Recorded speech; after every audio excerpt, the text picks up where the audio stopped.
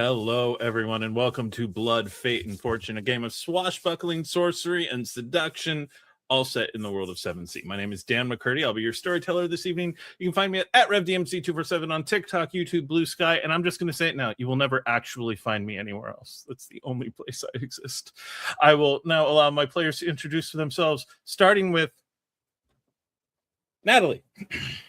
Hi, everyone. My name is Natalie, also known as Gizmos Aplenty across all social medias. You're already messing me up. And tonight I will be portraying Leonora Orsini, the Sorte Strega of the group. Hello, I'm Jeremiah McCoy, also known as Basics of the Game. I have not slept much in far too long, and it's beginning to show. But I will be playing Mykolas Kelvan, who's just a soldier. Yeah, right. Hello, everyone. I am Wolfgar, Reaper Wolfgar, everywhere it counts and matters. And tonight I will be portraying Fr Rafael Rodriguez, the Castilian priest, who is really stepped in it now. But more on that after we introduce the buddy over that way. And certainly not last or least, hello, I am Lakar the Artificer, everywhere on socials. And once again tonight, I will be playing the just not doing all that great Umberto Vitale. Previously on Blood, Fate, and Fortune, nothing at all happened. It was totally normal and everything was fine. No, just around the time that the Golden Coffer, the ship that they had taken out of Donegal in Ishmore, was about to finally get them to Vodacce, there was a storm that came out of nowhere, a storm that somehow Mykolos's magic, to Rona's great displeasure and surprise, could not touch. And they discovered slowly that it was a red squall, a magical storm that is known to appear in the 7th Seas from time to time, and that the few survivors of it become known as the Storm-Kissed. And among sailors, you never allow a Storm-Kissed to sail with you because the sea will try to claim them, as they are the ones who should have been sacrifices but were not. The crew did what they could, but eventually the ship sank and they were scattered. Scattered not only all across the sea, but some of them into the 7th Sea, into the in-between, as they discovered that red squalls are the result of massive blessures that get opened up underwater. And Umberto was one of the ones who got pulled through this particular blessure, as he intentionally dove, to the great irritation of some of those around him, in an attempt to close it, which he managed to do, and then discovered the massive dragon within the 7th Sea that was the cause that opened it. He talked to this dragon, and it went relatively well. And he mentioned the fact that since this dragon was male, once they had established that this dragon was male, that there was, in fact, surviving eggs. And the dragon said, "How could I ever do that after I have done what I have done in the centuries since my species was eradicated?" The party was able to make their way back with the aid of this dragon, those who were trapped in the 7th Sea. And with Persepolis being his usual wonderful face self, a couple of escape boats from the Golden Coffer were pulled up to the small island where the survivors were marooned and setting up shelter for themselves. And now they are on their way further eastward towards Vodacce. And the weather had returned to the lovely weather it had been right before the red squall came up. Lenora, you wake up around the campfire that you and the party had set. You are in amongst the fields of Vodacce. All around you, you can see the grain slowly blowing in the early morning wind. It's going to be a hot day, but it's not too hot yet. You're home.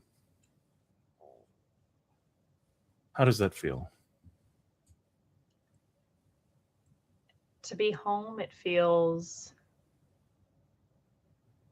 like there was a missing warmth that evaded Leonora's like soul. And so to be there and it coming back, she feels whole again in a way. She feels like she could name every blade of grass and be able to greet it as if it was an old friend. Mm-hmm. As you look at your friends asleep in various sleeping bag stuff, well, not sleeping bags, but bed rolls and things like that, that you were able to pick up after landing and have started making your way inward. Do you seek out anyone in particular to talk, or do you take a moment in the quiet of the morning? I think I'm going to take a moment to myself. Okay. Perhaps go and keep watch over Persepolis in a way, because he's undoubtedly been restless. And Lenora would think that he would need some rest of some kind. You glance over towards the tree where you all would have set him up, just so he has a little bit of shelter. You rarely have to tie him in place. He goes where he wants to go anyway. And you don't see him.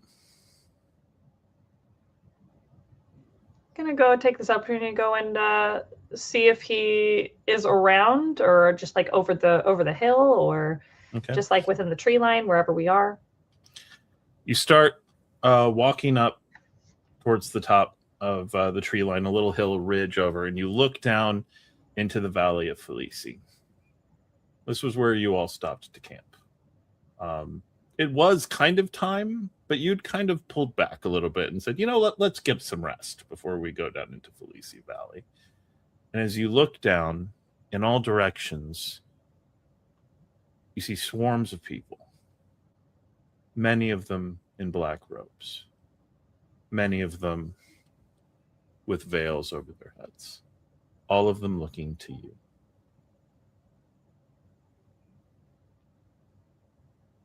She is taken aback. She kind of like looks behind her to see if there's like anyone else around that they might also be looking at. That you can see. But then kind of like shrinks down into the field a little bit to take her own piece. All right, go ahead and give me your wits in hide as you try to get out of you real quick.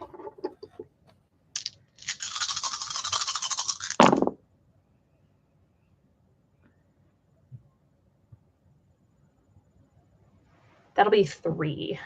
3. On a 3, you drop down pretty quick. And you have the feeling that you can kind of see. You don't think that anyone who hadn't spotted you already saw your motion down, but it's kind of hard just because they're standing almost in formation as they all look towards the top of the bluff that you're on. She's gonna take this as an opportunity to like put on her veil and like peek over the ridge. Mm-hmm. All still there, though more of them are veiled now too.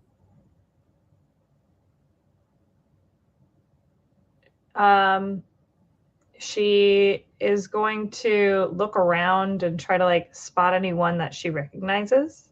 They're too far away. Well, no, you have eagle eye. I do have eagle eye. You spot a few of the teachers that you had in your time. A few random strega that you might have stumbled into and like shared the cards. You find the one that gave you the papers, well, instructed you to get the papers so that you could finally make your own deck. And you keep seeing them, and there's just so many. Some you know, some you feel like maybe you recognize, but hundreds more. She's going to take a deep breath, and then she's going to stand back up. Okay. And she's just going to walk towards the crowd. Mm-hmm. And if I'm able to get there, I want to like stand in the middle and then face the ridge face like the hilltop that I was on. You walk and you do that, and as you walk into the midst of them, eyes are following you, heads are following you. And then those who need to turn in order to face you, and you feel the ranks of them closing around you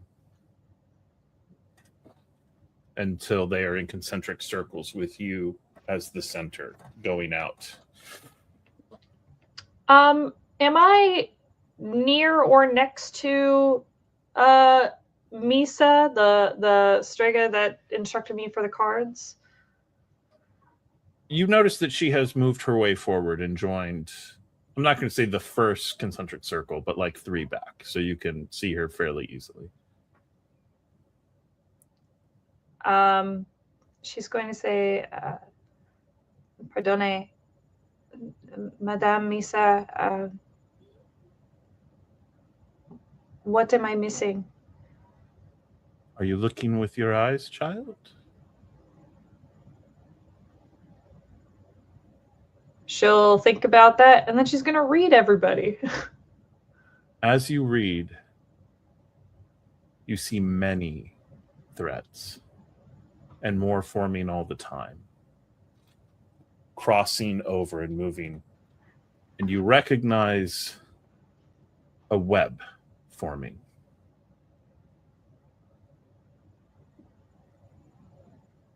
In every direction. You're not sure which way you could run to avoid it. And then you see the black thread going into the crowd. And riding on horseback, the only one of them on horseback, is a red-headed woman. Smiling at you. It is always helpful when the fly flies into the web of its own accord. I know you. Do you? I cannot explain, but we have been bonded for some time. A fly only goes to a web if there is reason. There is reason. But the web is not just for you. And the thread will lead us to the rest of them. No. And then she's going to try to take her thread, and she's going to try to pull it away from her. So your half of the black thread? Yes. So you're going to tug? Okay, hold on. If I am understanding this, the thread that I see, the black thread, goes into the crowd, but is going off and coming back. Mm-hmm. So in that case, I'm taking the latter half, and I am trying to sever the tie of this woman with red hair. Got any special abilities that you feel like apply to this particularly? Let's go with a blessing. Okay. I can do a major blessing. All right. Who are you attempting to bless? The thread itself? Yes. All right. You lay your hands on the thread. You take your lashes. Your Yeah. lap. I'm up Where to are you at now? 7. I'm up Back to to 7, 7. and I'm down a hero point. And you watch as the energy sparkles along the web, sparkles along the black thread. And where it is entwined with the web that has been forming around you, you see that energy spreading out along the web. And then suddenly you see tendrils of the thread suddenly latching up, heading up into the sky all around you, like they're hooking into the sky itself. And then there's a massive tug. And it feels like the sky is being ripped open. Blood drips out of it. And out from the opening flies a massive blood-covered dragon. And as it comes through, water pours out, splashing into the ground, knocking the various strega everywhere, splashes up into your face, and you wake up. You're Yep. still on the rowboats. Yep, figured. But in the distance, you see a shoreline.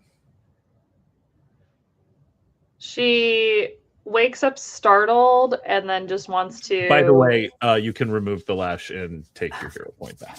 Thank you. I appreciate it. She is going to take this as an opportunity to. She startles herself, Mhm.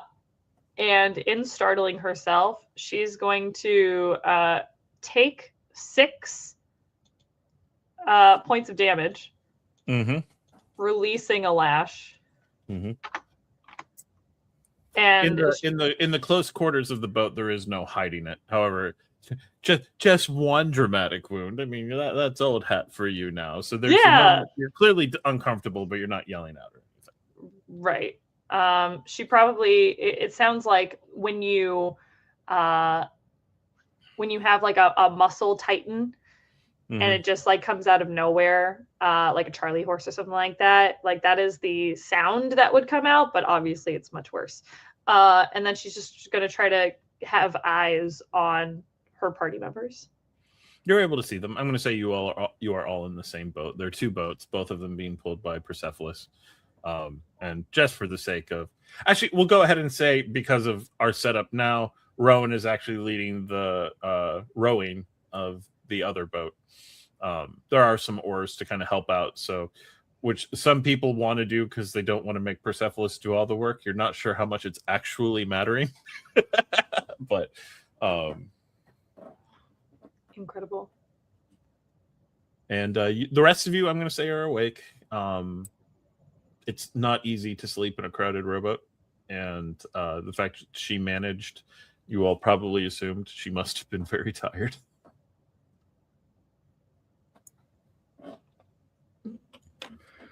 Welcome back to the world of the waking. Oh, that was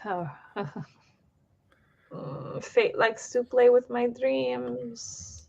Are you all right? I will be all right.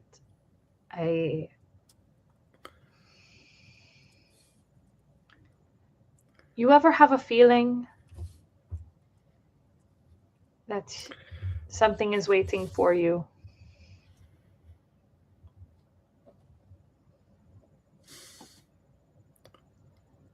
Yeah.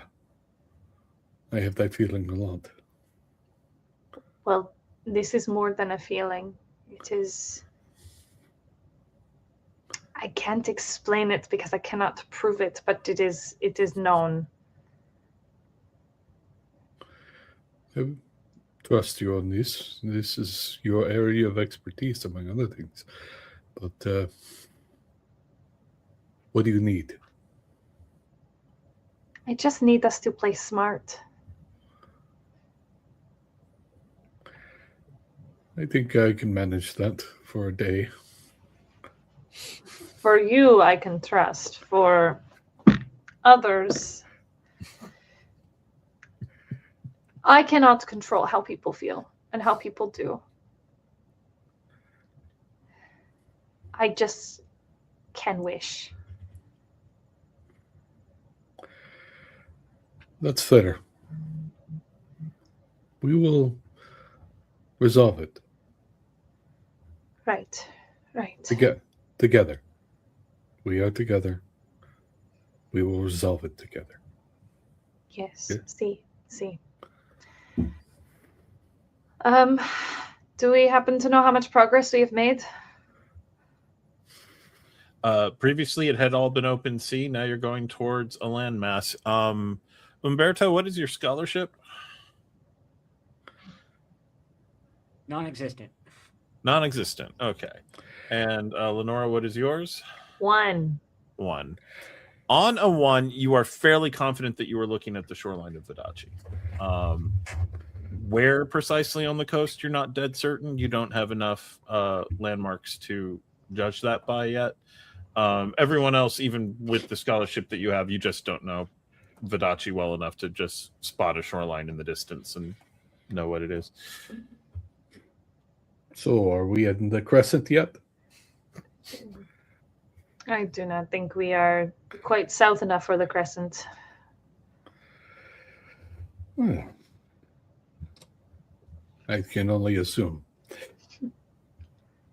But there is land ahead, and I am assuming that everyone is eager to be on shore. So, as you all are helping in whatever ways you would, let's go ahead and figure that out. In what ways are people trying to help the ships move along to your various abilities? Let's start with Lenora. I am probably not the best rower, so she is providing snacks to the crew and to Persepolis for encouragement. Snacks is a lot in a situation like this, and so the fact that you have we are actually overtaxing the advantage is for the party, and you have quite a few other people here, but I will with the if it's for the party, I will it won't be like meal sizes, but it will be like cut up to the point where everyone can at least have a bite. Just something to encourage them, nothing to fill their bellies or anything. And it is appreciated. And a bite of fruit like that's water, that's that's sugar, that's the energy that is needed. And so easily done. Mykolas, how about you? Well, I think probably the best use he could do is he's going to take over some of the rowing duties. One, he's pretty strong. He's not rowing, but he's pretty strong. And 2, he's one of the only member of our particular crew that has seamanship. So, yeah. Yep, you are. You're able to work the oars and help out that way. How about Father Rafael?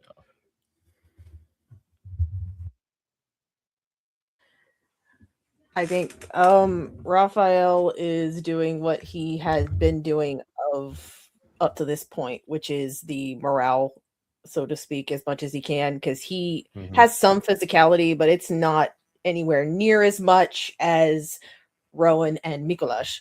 Those two are the real workhorses of it all. So he's basically doing what he's always doing, and going for morale, offering to pray with folks. If people are still recovering from injury, he will tend to them if he can, and kind of just do what needs to be done in that regard. Are you using miraculous healing? I don't want him to have to spend the hero point technically, so no. Okay. But just he is tending to wounds, bandages, whatever you. Changing things, keeping things clean, and all that jazz. There's not a lot to work with in that regard, but you are able to get some stuff done, and it definitely helps. A gentle hand in a situation like this will go a long way. And Umberto. He offered to help row for a while, but as soon as he sees the shoreline, he is just spaced out. And he's just been slowly watching it get closer. He is just not saying anything. He is sitting there playing with the chess piece and just watching until someone snaps him out of it. Does anyone snap him out of it? I'd throw like an apple in his mouth. Oh. But Raphael would also do something. Yeah, no, like at this point, I think it would be a case of Raphael would catch the apple and thank Leonora and then pull out a dagger and start doing the cutting of the apple around the core and is just going to be like, offer him a piece, kind of catching his attention.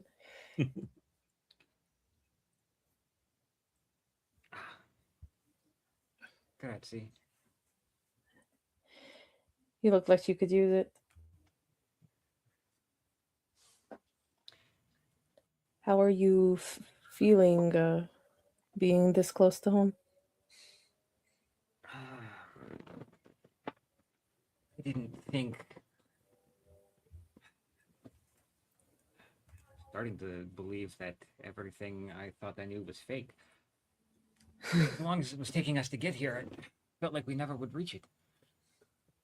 I do apologize for the my brief stop in that. He says this with a smile, like he's trying to make a joke.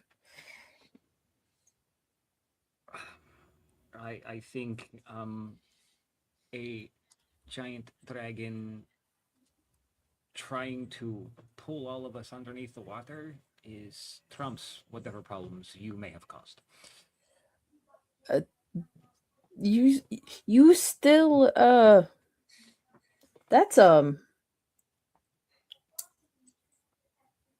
he kind of just sits there and says like, that sounds like a lot, and realistically speaking, seeing the one was enough. I can imagine that this one was not in the best of moods, but at least she lived, so there is that, I suppose. Yeah, which I am grateful for. He wasn't he was very angry. I think some people I've heard say the term at first, but he warmed up to me.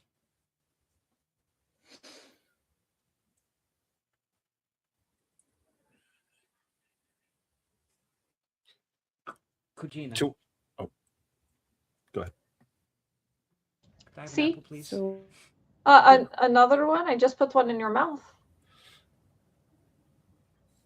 Oh. Then he looks down and there's one just in his lap. Wow, I was out of it. You sure you're okay, Kujino?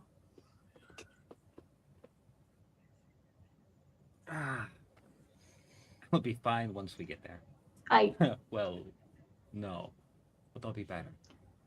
Let's talk about this later. Enjoy your apple. And she's going to go and attend other people.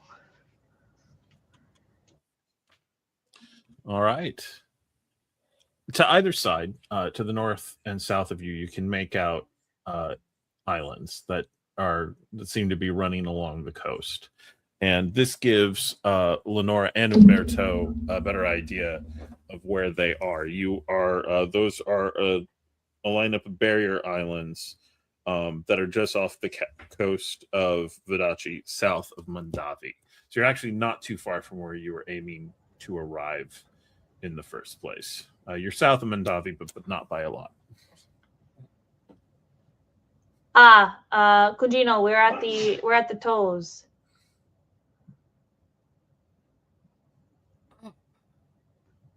Oh, a lot closer than I was expecting us to be. Yeah, we made some pretty good time, didn't we? I think we have Persepolis to thank for that, and she makes a bit of a deal. Always looking out for us. We would not be here today if not for Persepolis. It's so true. As you start approaching the beach, there's a little bit of tricky swimming that Persepolis does to avoid reefs along the way, but is able then to get up, and you see the more aquatic form that he had under the water shift back into his horse's legs as he pulls up onto the beach, easily shakes off the ropes that he's been pulling now for about 14 hours. And people are able to pull the rafts up onto the sands of Vodacce. The beach stretches off north and south Really, as far as you can see, you see some house buildings set up here, and you believe one of the watchtowers over a road that goes south, and will probably head north to Mondavi itself. This road, upon reaching Mondavi, would then go east and head into the Felici Valley. And you said that was northern, or that was Yeah, south? you would over go by- north. You would go north to Mondavi, and Yeah. then east into inland to Felici. All right. So to get where we want to go, we need to head up north. But let's get our bearings. Captain, do you need anything? Do you need directions? Do you need assistance to Mondavi? The captain, now that everyone is safe, he's been really good on the boats and stuff like that, guiding his crew. But as he steps onto the sand, he kind of looks out over the water and looks down at his hands. I don't think you can really call me that anymore. A captain with no ship is not really a captain. I suppose I will have to go overland towards 4 sails, or 5 sails. Yes, Father.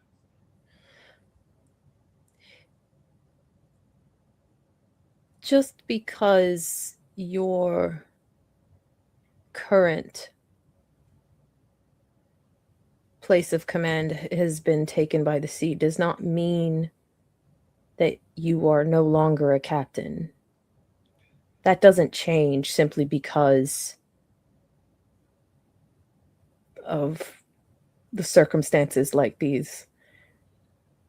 Normally I would agree with you and say that is true, but no one would sail with a storm-kissed captain. All of us will have to find our way home overland.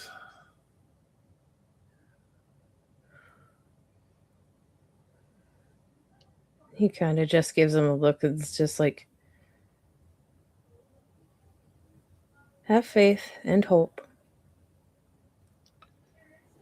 That's easier said than done, but We survived. With your help, more of us than I would ever have imagined in a Red Squall. That is a miracle of its own. But so many miracles in one place can create chaos. And the sea will want to claim us. If you need a letter of recommendation, you're all stalwart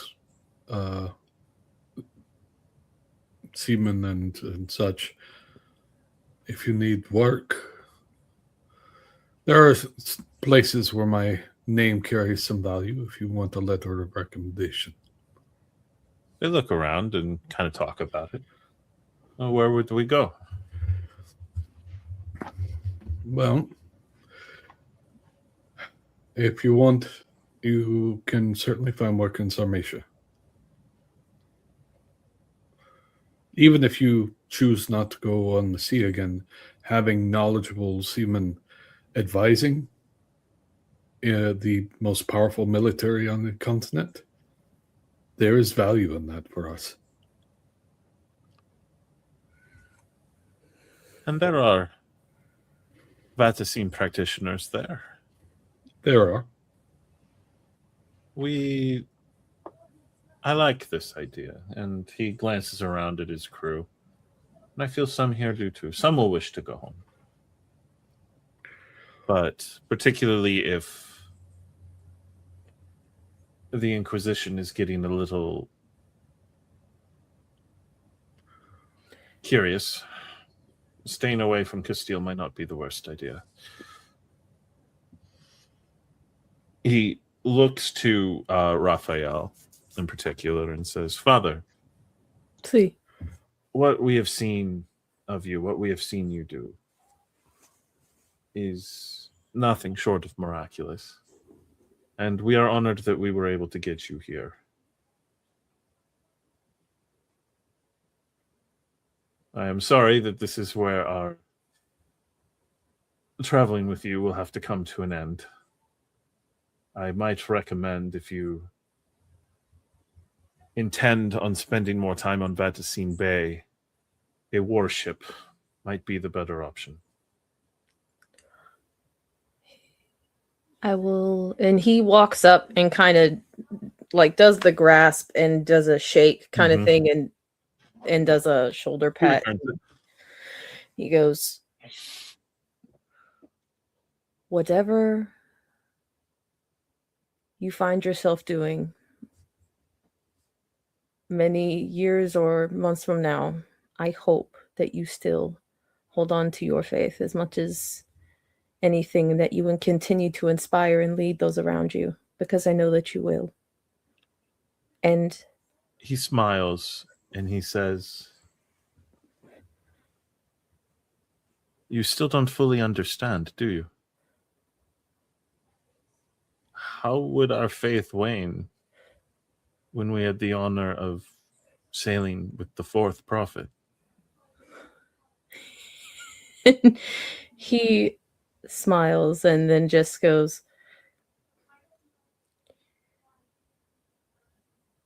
it's You've a time. claimed that, yes? I have. He smiles. Samarsha might be just the place. They often get left out of communiques, and they deserve to know. He'll nod and says, may Thea light your way. Theus does as Theus wills. Theus sends prophets. The light of the fourth. It is indeed a light and a time for new beginnings. And endings. Perhaps we will meet again. It is both. Two things can be true at once. There's a bit of an awkward moment because this feels like a conversation for a departure, and then you all realize, oh, we're all going to Mandavi. So they're able to get moving along the road. But having been kind of confronted by sort of common people in this way, on this kind of, how is Raphael feeling? Because it's one thing to say that to the Inquisitors. Yep. He realizes the responsibility he has just given himself. Mm-hmm. And that sits in his chest, like there's a tightness there, but there is purpose. Mm-hmm. And that it calls back to the conversation that he had of, you may need to step into it to take sides and stuff before someone makes you. And that is where his headspace is at with it. So he can he's trying to find his footing. And right now that is probably going to be his main focus, is doing that. But for right now, he is trying to figure out how to best support Leonora and Umberto in whatever way he can for that. Speaking of which, Leonora and Umberto, now that you are actually on home sand anyway, and home soil just a little ways in that direction, really here, how are you both reacting? Are you changing outfits, getting anything like, now that Vidachi is the reality, what are we doing? Oh, I'm putting on Olaf right now. I was like halfway putting Olaf on before we even like brought the ships in, but like gotta go into boy mode. And she's feeling anxious, but she is again kind of relieved because some kind of warmth is returning to her soul being on the sands of Adachi. Umberto is definitely pulling that, Prince of Thieves opening scene where he gets home and he's just swimming on the sand. I'm home. And he's excited, but he's also very anxious. he wants to make jokes about someone slapping him to make sure this isn't a dream, but he feels like everybody would take the opportunity, and he's just All of a sudden, there's a line. Who the hell is that guy? But he's just kind of taking it all in and not. He doesn't want to say anything because in the off chance he believes it's real, everything feels real, but in the off chance this is all a dream, he doesn't want to wake up. Mm-hmm. Yes. As I'm putting on Olaf, I also look in my satchel and I see this shish kebabbed egg. Can I read it to see if it's changed? So looking at the egg, it still has the potentiality of fate. Okay, cool. Does Even not though have- it's been flambéed by lightning. Actually, as you look at it, it's still glittering. Like it's like the lightning is still like it's like the lightning got etched into the gold of the egg, and the energy is still moving around on it. It seems to have become a part. It seems to have absorbed it. Oh damn. Okay, cool. That's all I needed to know. She like coyly like puts it back in her bag, like. Ooh. All right. As you all are heading north on the road, a little ways, after a little ways of travel, you start noticing that the wilderness around you is getting a little less wildernessy, showing some signs of farming, some signs of grazing, and you see a small village just ahead of you to the north. This is not one that I think Leonora would have come upon in her time. How much time do you think Umberto would have spent by the coast in his work for the Felicia, or would he have stuck to the valley? He would have gone as far as they asked him to go. If they would have sent him out to the coast, he would have gone. All right. I'm gonna go ahead and say you've probably passed through this village at some point. You were aware of it, but like it's literally a blink and you'll miss it. Village. It's a small farming community. They have a Vatican chapel. They have a small post, basically, that the town,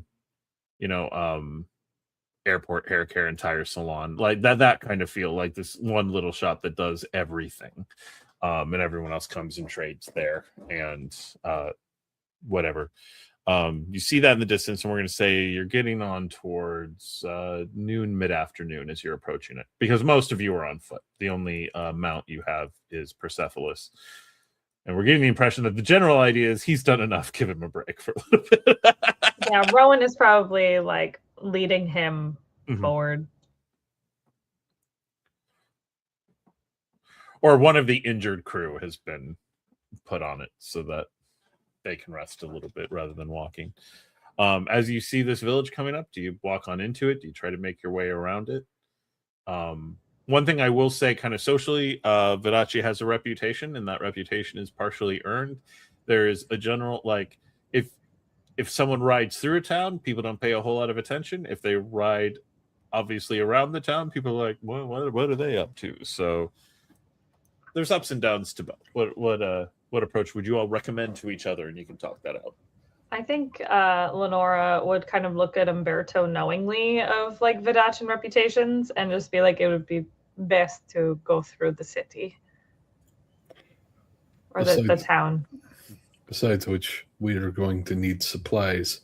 That most of the supplies that this crew was living off of sank with the ship. I was going to suggest that, actually. And sorry, go ahead. There you go. I will be keeping a low profile if I can help it, but I will offer support and backup if needed. Your empathy is 3, correct? Let me double check that. Sorry, I had my sheet pulled up and then Adobe decided that it was going to reset on me. Here we go.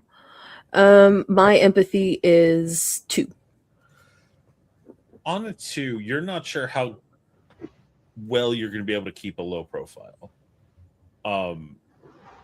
The crew is having a bit of an energy around you where, unless explicitly told otherwise, they're going to mention to people that they're traveling with the Fourth Prophet. Like, you don't know that incognito is an option for you around the crew right now.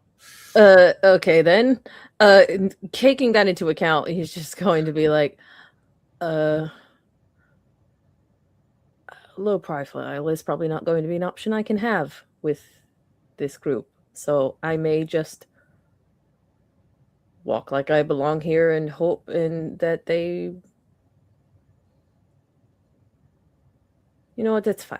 I will run interference if you want to go do supplies. You can also just tell them to not.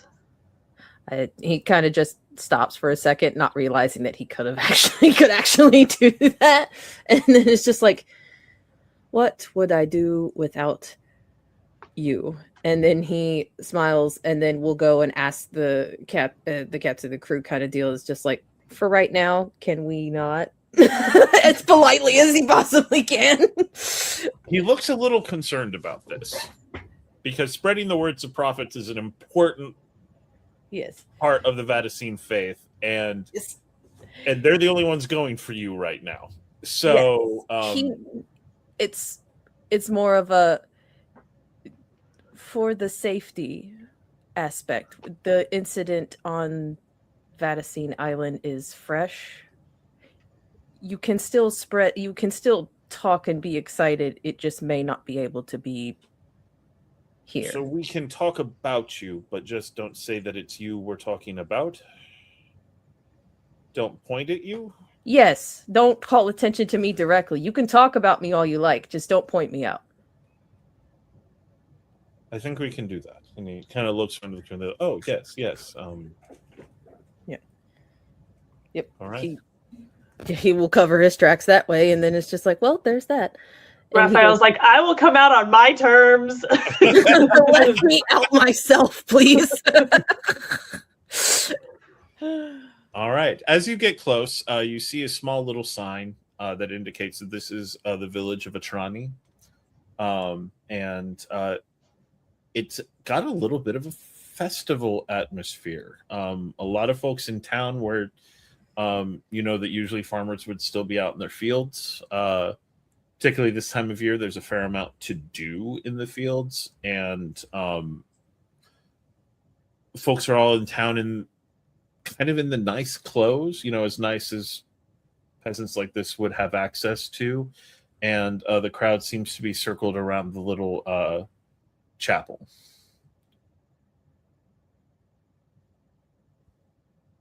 As you all walk in, the post is still operating. So anyone who wants to go and look for supplies or anything like that, the place to do that is still there. But you can see, the grouping around the chapel. Mm-hmm. Where are people headed?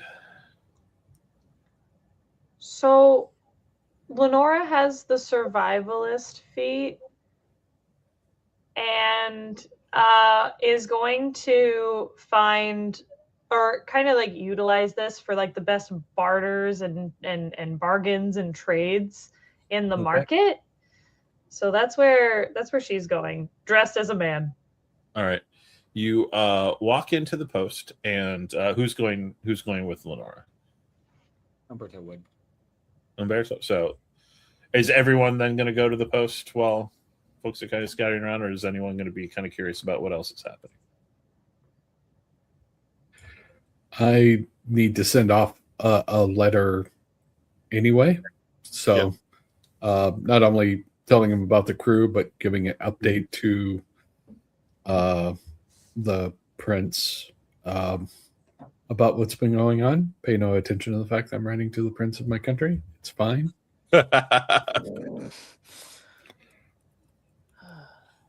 So you were all able to walk in, and As you do, you come up. The guy at the counter kind of sees you all and walks you in. It's like, yes, welcome everyone. I'm terribly sorry if you're here to purchase flowers. We are all sold out. Flowers? For the funeral, yes. Oh, funeral for who, might I ask? You're from out. Sorry, it's been a big day. For Mother Ginevra. She was our strega. And she was old. It was her time, but many are here to Pay respects. pay their respects, yes. Would Lenora ping to like know that name? No reason that I can think of why. Well, unless, I mean, depending on, like, did Leonora ever go to the coast? Like, is there No. any reason she would have been through here? No, I'm just wondering if there was any sort of notoriety to any of the Strigas in town that would have spread to Felici for any reason. I don't believe you would know the name Ginevra. No. Okay. Well, it's a fairly common name. You've probably known a few Ginevras. But Ginevra, the old crone strega of the small town on the coast, that you're not familiar with. Mm-hmm.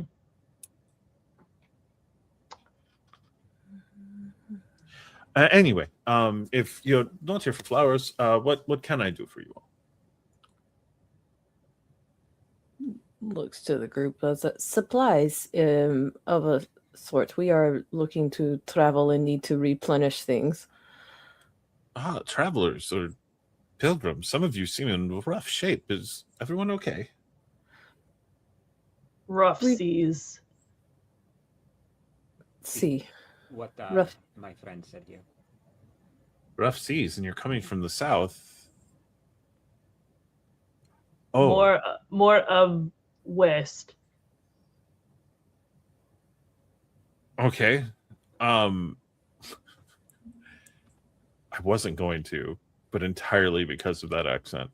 Damn. Go ahead and give me your panache, and let's call it Perform? yeah. Or convince? But yeah, you're trying to convince him that you are not Vidachin. So yeah, panache and convince. All right, let's go. Woo-wee. That is 3 out of a 4 pool. All right, very nice, very nice. Dang. Okay.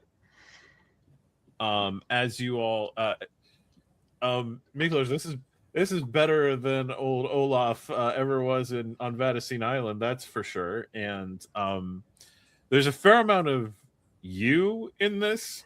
Like this is definitely Leonora doing a Mykolas impression because she hasn't spoken to that many Martians outside of him. But it's coming off well. I approve. So Marsh, yes. Okay, so you're going to be wanting travel rations. We have those. We don't have a great deal of fabrics, though I do believe I could contact our local seamstress and see what shirts she has available for sale. That'd be better than some of the rags some of you have been in. Yes, one moment. I don't suppose you have much in the way of money. Duh.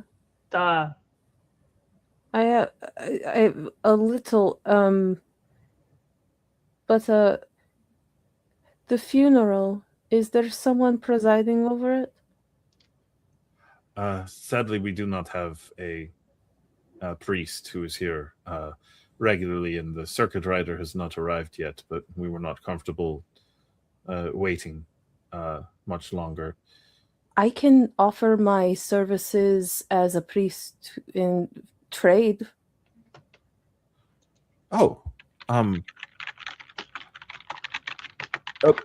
If you would, I cannot really make that bargain, but if you would go and speak to Well, I was about to simply call her Anna, but I suppose now that Mother Ginevra is dead, she might be Mother Anna now. Go speak to her. She will be sort of supervising things in the chapel, and Okay. she would be able to make the dealing and let me know what I'm authorized to release. Oh, I can absolutely do so. And he will smile and kind of dip his head, and then is going to turn away from the shopkeep, and then locking eyes with the group, like, I'm gonna go do this. Leonora immediately will start walking in your direction because now she wants to go too. Okay, cool. Well, I'll take Leonora as company. It'll be wonderful. Yeah. Olaf. The hell you say? All right, Mykolas, you are arranging for to send a letter into Yeah. Samarsha? Yeah, he's writing out a letter relatively quickly. Give a rough report of the events that have happened with without going into any incriminating details. But maybe doesn't tell them that he was responsible for the collapse of the third bell tower on Battersea Island, for instance. Maybe, yeah. Was me. I didn't do it. Yes. One of the bell towers collapsed. It's interesting and drew a lot of attention. So weird. Yeah. But he will also strong James Bond writing to M vibes. Like, so what happened was little bit.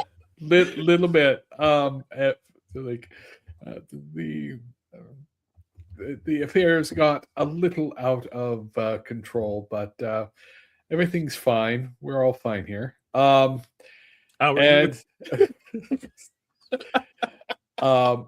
giving a recommendation for the captain and his crew to be employed in service to the crown under my recommendation.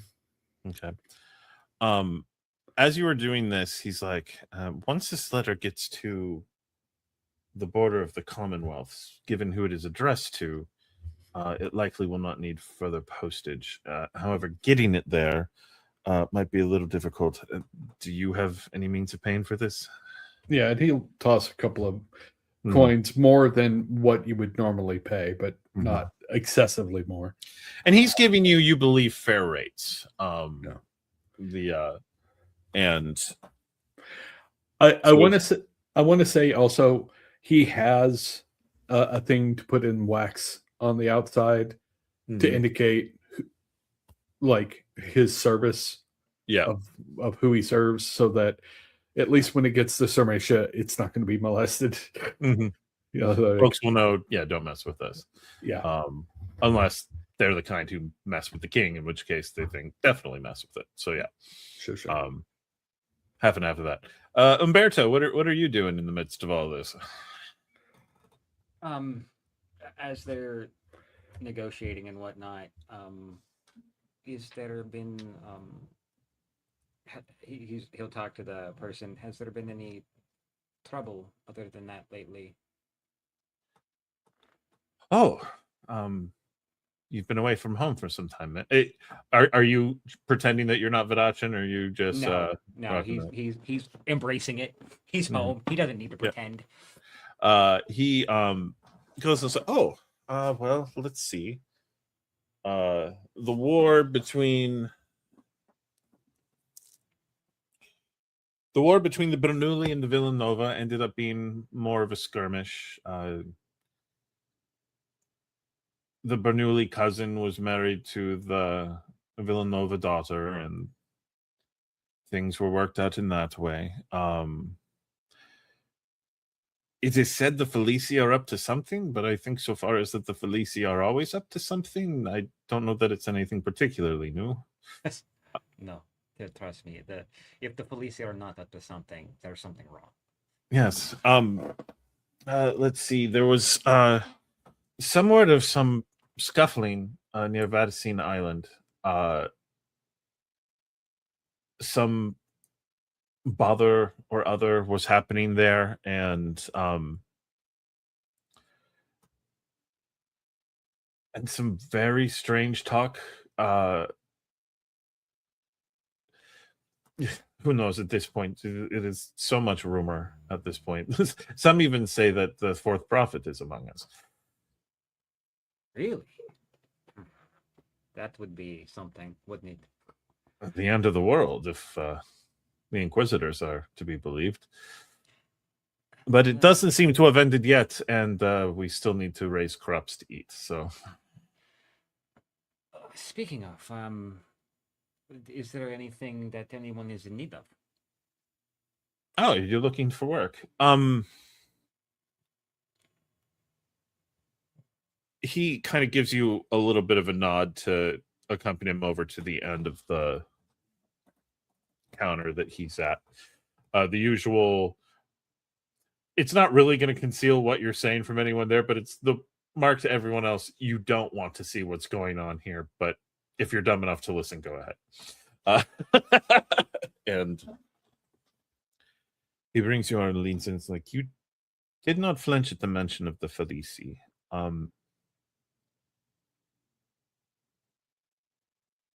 There has been some talk that they are looking to expand their borders and finally bring Mondavi completely under their control, to have one of their capos run it instead of the Mondavi family. Did they say which one? Some man Grogan. Grogan, Umberto would know very well, is a blunt instrument. He comes in, he hits hard. People do what they're told, or he punches them. The beatings will continue until morale improves. That's Grogan's style. Grogan, of course. There are some condottieri in the area. They are stirring up trouble from time to time, and we do not have any guard to speak of. We have a few men who are strong and who have farm implements with which to defend themselves, and normally that's enough, but they're here with interest, and I feel like they might be considering setting up tithes. And if we pay off the tithes to the Felici and the Mondavi hear about it, you know how that would go for us. It would only paint you a bigger target. Precisely. If So- you are as capable as you look, if you could find these condottieri and give them reason to believe that we are not worth the trouble. Signore, it would be my pleasure. And he's like, I did not want to ask foreigners. No need to get them caught up in our business. But if you can handle this, whatever your crew, your band needs, we will see them outfitted. No one will complain of charity given to shipwrecked sailors. Grazie. How about this? You, out of the kindness of your heart, offer whatever you can give, as long as it is not overextending to yourself, putting you out. And I will happily take care of these unsavory characters for absolutely nothing. He offers a hand. And he will shake it. All right. Meanwhile, Leonora and Raphael, you are coming up on the chapel, and it's really like this is a small country chapel. Like this is small even compared to what you were used to in your hometown, Raphael. Basically one room. It's not much larger than the Hermitage in the painting. Which, by the way, who's carrying the painting? Is that still just basically under Raphael's arm? Yeah. Okay. Yeah, essentially. I mean, you could put it on Persepolis, like but it's not like it fits in a saddlebag. So it'll be here is a horse with a painting strapped to it. I mean, you could give it to Rowan to look after. That is an option. Yeah, would Raphael would have given it to Rowan with the expression "guard this with your life" kind of deal, but she already sort of knows that. So I see Raphael being like, "Now guard this with your life," and then realizing who he's talking to and being like, "I can't tell you that. You'll do something." Okay, move it on. I can't tell you to do that because you'll actually do it. Other people would understand I was speaking metaphorically.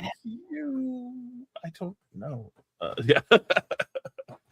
So can't trust you. You're making way in, and it is crowded. There's a lot of people. There is, as you kind of are able to sort of elbow your way into the chapel, you see that right now there is a line of children that are passing the open casket. Lots of flowers and stuff around it to handle the smell. Because it's been probably a day or two. And the stuff, but coming in, and what you're recognizing is these are children coming through for the wake to see the body, and in order. And Raphael, you would be like, "Oh, they're making sure the kids see the body. That's nice."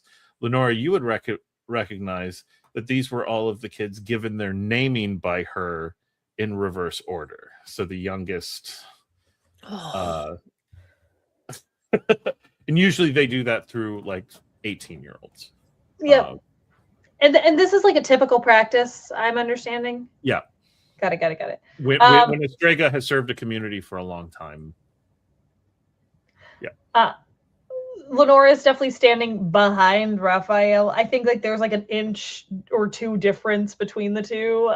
Lenora is like that much taller. Or no, that much shorter. I was about to say, yeah, no, Raphael's like 5'10". Oh, okay. Yeah, I'm 5'5", so there's 5 inches in between. But she's got boots on that are giving a little bit more of a heel. Anyway, and they're made for walking. And that's just what they'll do. And she is just like getting a grasp of the emotions, the interaction with the casket. She is trying very hard not to read in this moment. Okay. She wants to rely on. Is she being in that? she's holding tight because the gentleman over at the post said there was another Strega, and so she is refraining from using her powers at this moment, and it's killing her. But she's trying to like. But she's trying to allow her empathy to learn in this moment. Okay. Yeah. As at the head of the table that this Mother Ginevra is laid out on, you see a younger woman. You'd guess 19, 20, that ballpark. Long blonde hair, braided back behind her back, decently looking, and she's not wearing the veil, but she is wearing a very kind of typical country Strega dress, and you can see a veil on the table just past her mother's head, and her like fingers are kind of resting on that veil and just sort of touching it, and like she's about to pick it up but hasn't made the move yet. And any asking around, people be like, "Oh yes, Anna is the blonde." And I think Raphael will like turn over his shoulder and briefly look at Olaf. And is just going to then turn back around and I guess like doing the whole line of procession type thing. So he's not going to try to like storm his way up to the cut the line, so to speak. He is, unless Anna is or Anna is separate from that. She is she's at the head of the table, so the line is kind of going past her. But it's also, this is clearly a set procession. Yes. And so it's not like the line to talk to her. These are all of the people in the village that she managed the name day of. So then I think once they are sort of inside the building, he is going to step off to the side, away, like out of the procession, and is going to skirt around and go to like see it, like stand off to one side and make himself seen without interrupting if he can. Like he's like, hey, I would like to talk to you, but I don't want to interrupt anything that you are currently doing. So whenever you get a chance. She kind of looks up and looks down, and the kids are being managed by their mothers. So she kind of looks a little confused, but then like whispers to one of the mothers who kind of takes her place at the head of the table and steps over to Raphael. Is Leonora, because like the kids are still up by the body, yes. mm-hmm. Are people like placing hands or like kissing the head? As we're going back, generally, the kids who can reach are kissing her forehead, and we're far enough because they're going in order. Like all the kids are stepping forward to kiss the forehead. Some of them obviously seem very uncertain about this. That's a dead body, and it doesn't smell the best. Kiss it, okay? Okay. Cool. Well, if it's just the name day people, then she's going to follow Raphael's lead, but she has eyes on the procession more so with an open ear. Anna walks over to the father and says, yes, hello, can I help you? I am more wondering if I can help you. I was told that you do not readily have a priest and were worried about waiting much longer, and I thought I could offer my services if you need them. You are a practicing priest? See. That would be... I was worried I would have to read the words. That is not my training. And she kind of takes a step back and looks Raphael up and down, and you see her eyes sort of trace away from Raphael towards you, Leonora. Yep. As if she's following a line from him to you. And then she looks at you, Leonora, and blinks a couple times, and then sort of, yes, that would be wonderful. Once the wake ceremony and the meal is over, we were going to hold the ceremony in the hopes that one of the circuit riders would arrive. But if you are already here,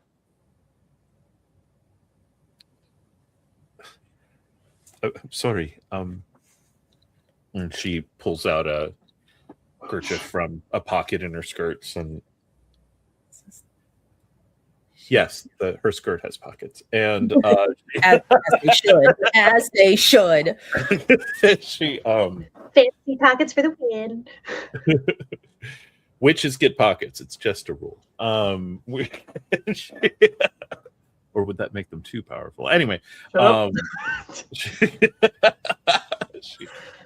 she looks at you and says, I was dreading having to read the words. That would be lovely. And if you could bless the feast as well. It was always something she did if we didn't have a circuit rider. And of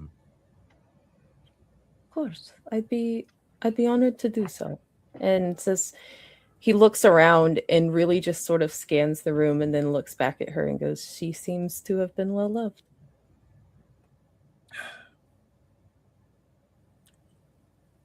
I was born here. and she had served some time before she had me.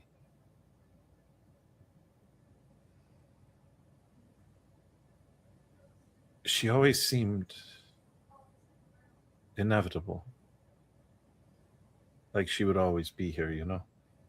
As much a part of the town as the bricks and the buildings.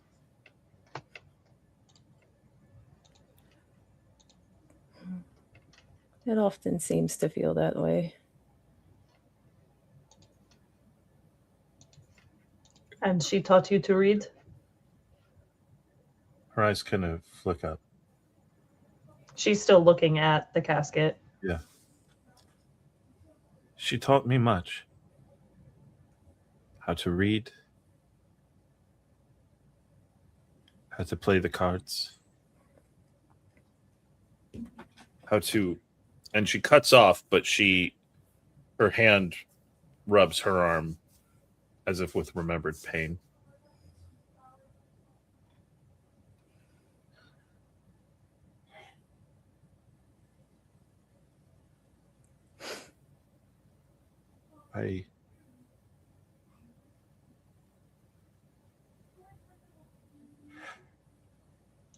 Lenora's going to take a moment, eyes down, and take her hand.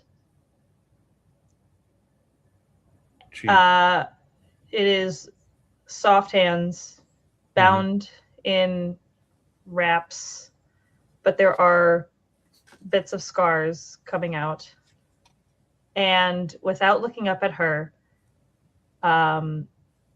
she says just softly, "She taught you many great gifts." You are. And she kind of forces herself to look down too, and she did. Everything but how to be her. You are a wonder in your own right. These are not shoes that you must fill, but it is a responsibility that you can choose to take.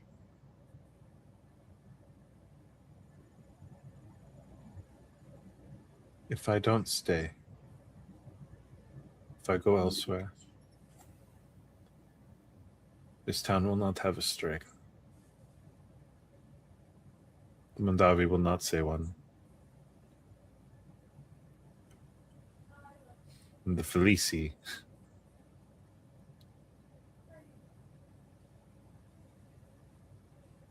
I could not leave these people to that. Then don't.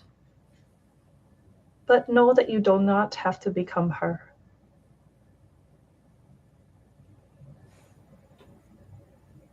There is power in coming into your own.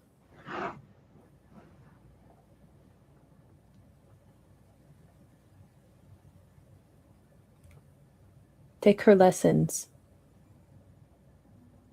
but make them yours.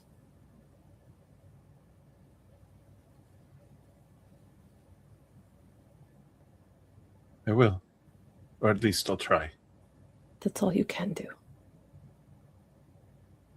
You all will stay for the feast and for the funeral? Because I plan to. Do not Okay. wish to intrude.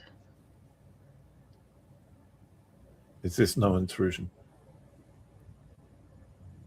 Everyone will be here watching. And I will stand in a chapel, and there will be someone else to say the words. Someone who can read them. Signorina, may I ask a favor? Of course. Would you accept me as a friend from out of town? I mean, I've only known you a minute or two, but I ask seems simply. truly accurate. I ask simply from one strega to another that this facade does not become known. It Are is you- dangerous where I'm from. She leans in.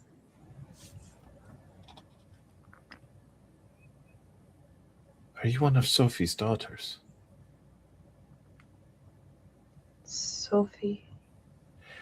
You are vaguely aware of a supposed secret society within Vidachi that is dedicated Oh, yeah! to helping Strega leave Vidachi.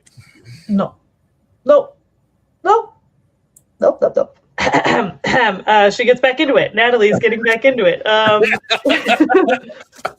No. And I had reason to leave on my own accord, but I had to come back. You'll have to tell me what it is like. So, later, of course. Yes, absolutely. I should probably go back to the front, but she actually takes a moment, pulls up her skirts a bit, and then kneels in front of Raphael. It's Okay. It's old-fashioned.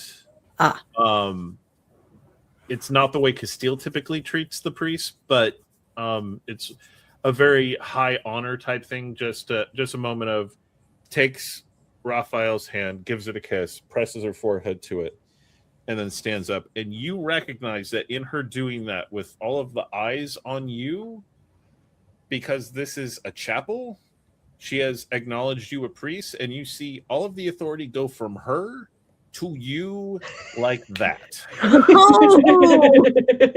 Oh, so I'm about to be in charge of in a culture that I ain't gonna know shit. Well, no, he's got 3 dots of scholarship. He's about to fake till he makes it. And we all not we all, but Achi's very Vaticine friendly. Yeah, that's Vidachi's. I mean, it's where the church started. So they don't do things the Castilian way a lot, but it's definitely strong faith. Yeah.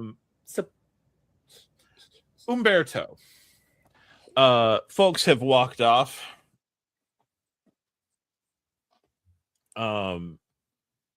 Umberto, you've taken on this job of dealing with some nearby condottieri that are kind of menacing the farmers.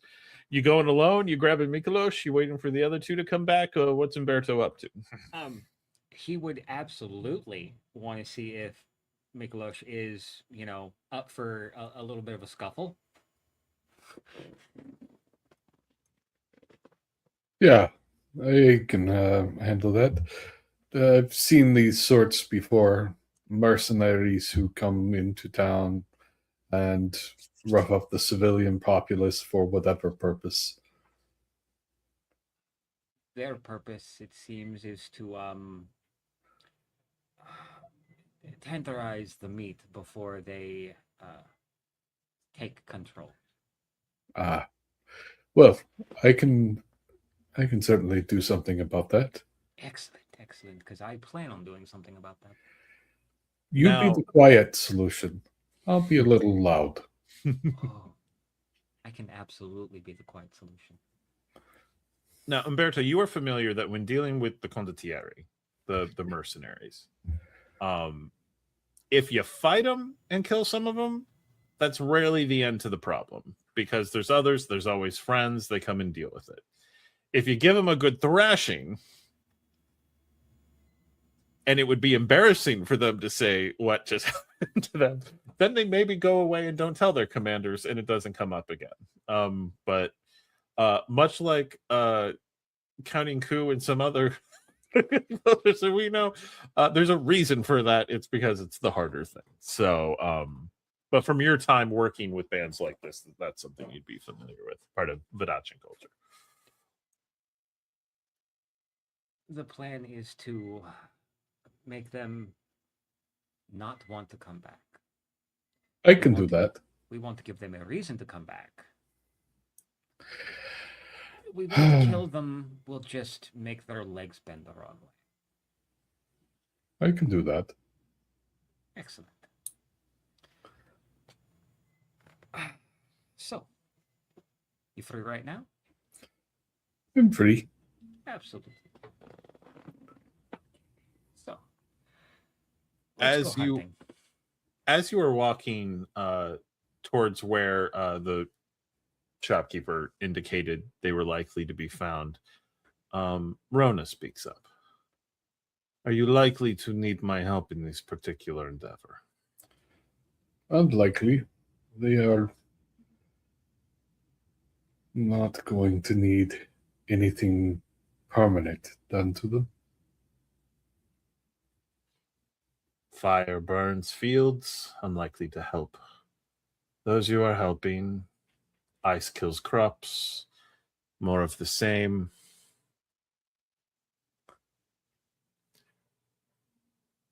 The wind, potentially useful. Potentially. If things start to become a little more complicated than I expect, some weather might occur.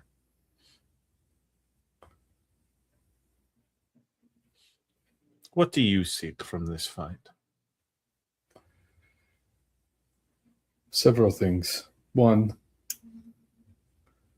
they're going to victimize these people, and that bothers me. I've seen it too often. And two, I need to take their measure. I'm here to protect them, protect Leonora and Umberto. I need to see what the local soldiers are capable of.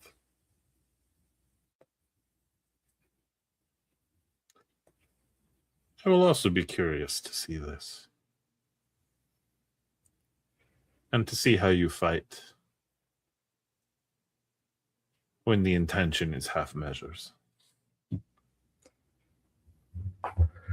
Well, they will certainly regret stepping before me.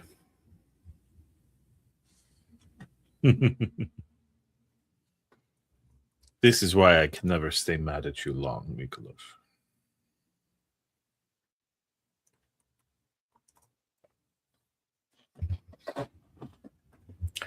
All right. As the two of you are kind of walking around, you come up and in the distance, you see some fire burning. And you see a number of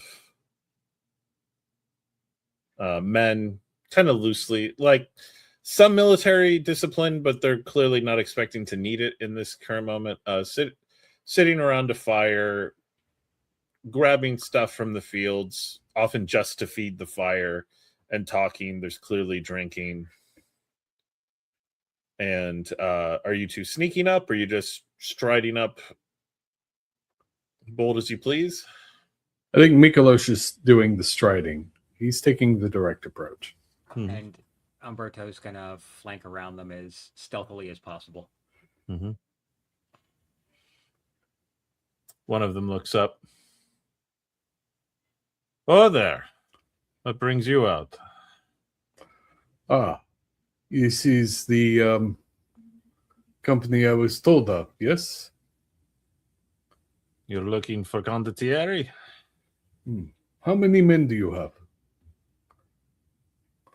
Enough.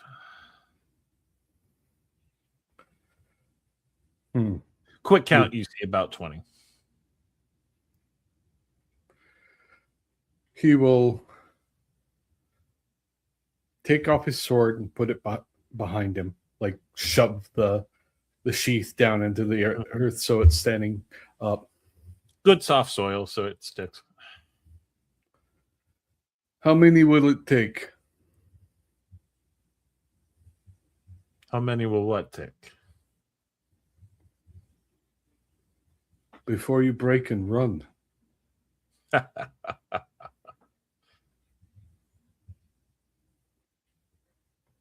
Let's find out. And with that, we will go to a quick break. We'll be back with you in just a few minutes. And welcome back. So, Mykolas, Umberto, you are standing in a field, somewhat dry grain, fairly well along with its growth. And Mykolas, you are just striding towards this group of 20 soldiers organized into 2 brute squads and their 1 officer. And they're all kind of looking at him, and Captain Tommaso looks around at all of them and says, give the Samartian the thrashing he so obviously wants. He sort of cracks his neck and just gets ready. All right. They are moving in on you. Your approach? I think initially he's actually going to give them what they expect. So he's going to come in with just brawn initially, just sort of, all right, I'm going to outmuscle the first several of you who come within reach. All right, go ahead and give me your brawn and brawl. Okay. Umberto, while that is happening, what are you doing? He is going to sneak around and just start toying with all of them, just getting their attention, messing with them as best he can from, well, it's not exactly dark, so the shadows as best as he can kind of deal. So while they're all focused on Mykolas, you're picking them off Yeah. here and there. All right, that will be your finesse, and we're actually going to call this hide, as you're trying to pick them off without being seen yourself. I can do that.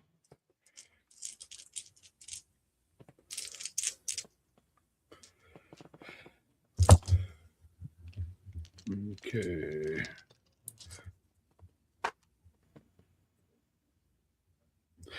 And he can re-roll 1, so...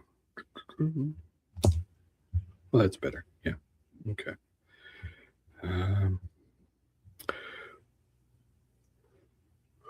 1, 2, 3, 4. 4. All right. You get up the dukes, you go in, and you are able to drop 4 of them almost right away and fight. And they're all kind of like peeled around trying to figure out what's happening. So one of the brute squads has been knocked down to 6. Umberto moving around the side, around the outside, you were able to pick off another 3 of them, and I'm using one of your raises to show that you were not seen in your process of doing that. So they are the second brute squad is down to 7, the first brute squad is down to 6, and now they are taking their swings. The first group is going to do 6 minor wounds to Mykolas. Reduced to 3? Reduced to 3. And the second will do 7 wounds to Mykolas. Reduced to 4. Reduced to 4. You are able to kind of keep some of them off. Meanwhile, the leader is sort of watching how you fight.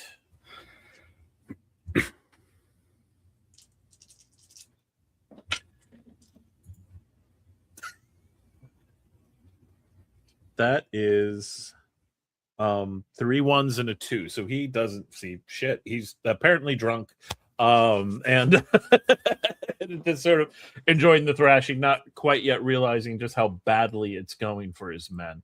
And so this will bring us into the second round of combat. Let's go ahead and get approaches. Yeah, I think Mykolas this time around is he's gotten a little bloody. So he's kind of trying to rope-a-dope them a little bit.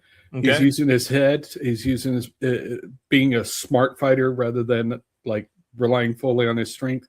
And just to be clear, he's not going for kill shots, but he is going for you won't be marching for a long time. Kind of. So I'm thinking finesse and brawl. You happy with that? I would say wits, if you're cool with that. Sure. You can go with Wits and Brawl. And Umberto. Umberto, he's gonna start kind of as he's taking out each of these guys, he's taking like knives off them and just kind of trying to physically disable them. So yeah, they have a hard time kind of, moving about. All right.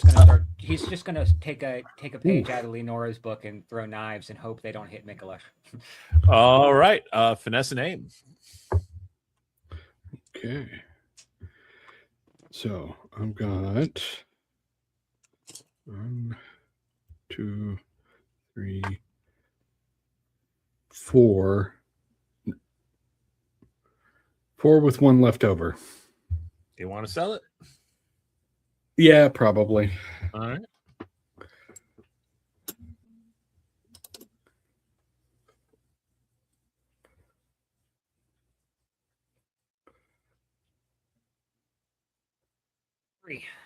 Three.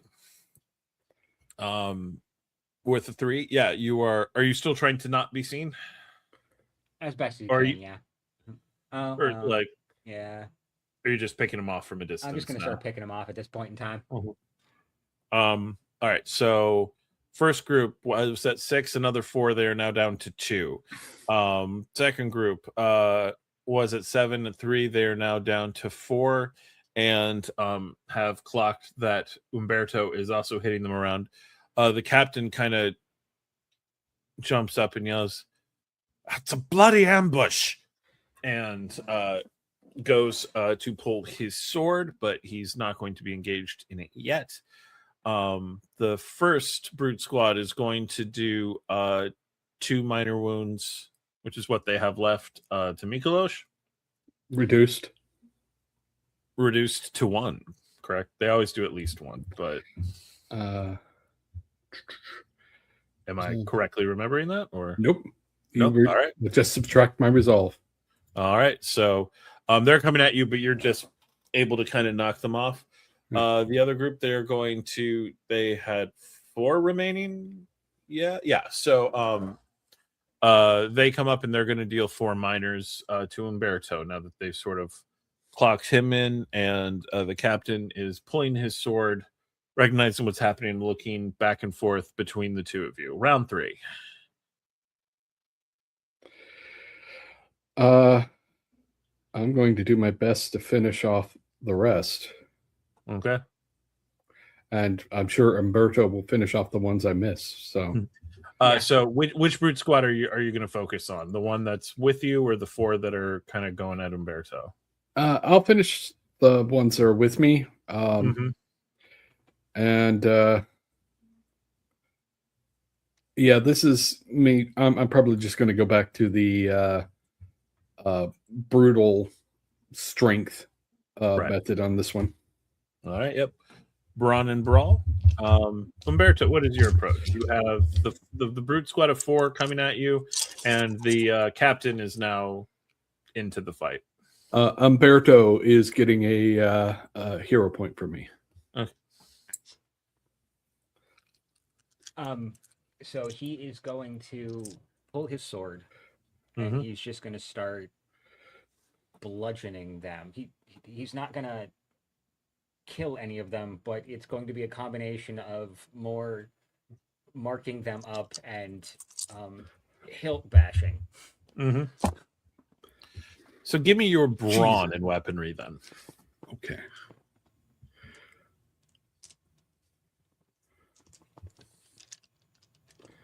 All right.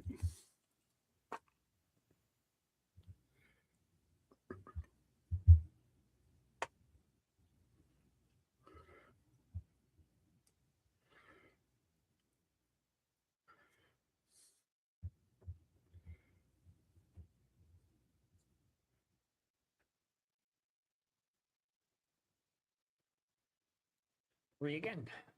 3 again.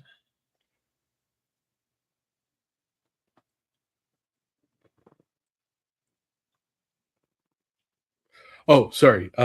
Yeah. I got 5. 5. I rolled 3 10s. So Dang. All right. Yeah, between the two of you, you are able to easily drop the rest of the brutes. The only one left with moves is the captain. Let's see what he has to usefully do. Okay. He has a sword out, but he's seen a bunch of his men, all of his men, going down around him, and so he actually pulls a pistol and aims it at Mykolas. And he's just sort of holding you at gunpoint at this point, saying, "What are you doing here? Who sent you?" I sent myself. And I just don't like bullies. And he's going to start walking towards him with a distinct, if I get to you, you're not going to enjoy what happens stance to him. Give me your panache and intimidate. That's fair.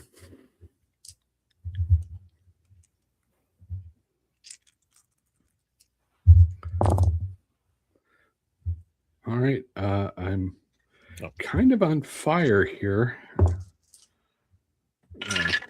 So one cock die, but so 3. 3. One of which was Yep. a 10.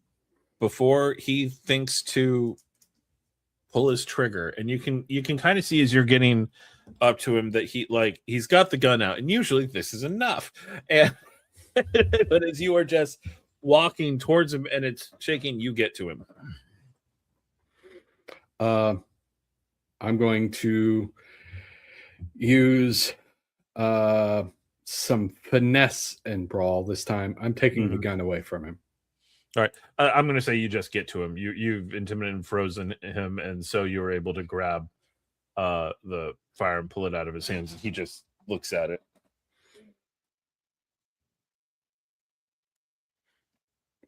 So, who were you working for? We are currently hired by the Felices. I see. Do you wish to continue working for the Felices, knowing the consequences? He's kind of standing. He's like, I work for the Felices. Consequences are going to come one way or another. Well, I am the consequences in front of you. What do you want? Go find employment somewhere else.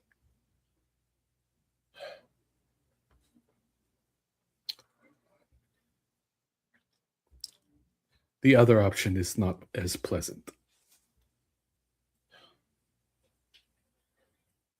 He looks over to Umberto. A Samartian doesn't know what this means, but I suspect you do. Is this something you want your face and name attached to? He'll get closer, and as he's getting closer, he's got his sword in one hand and he's got a dagger in the other, and he kind of rests it on the man's shoulder and slides closer towards him. I know exactly what the Felices are capable of, and I know exactly what it means. But you seem to be under the impression that we're afraid. There were 2 of us. An old soldier and a man who just found his way home with very little left to lose. So I suggest you follow my friend's advice before you no longer have to worry about employment anywhere, except for the hell I will send you to. When they ask the questions, you know they will ask. What Tell name them- should I give them? Tell them Mykolas Kelvan.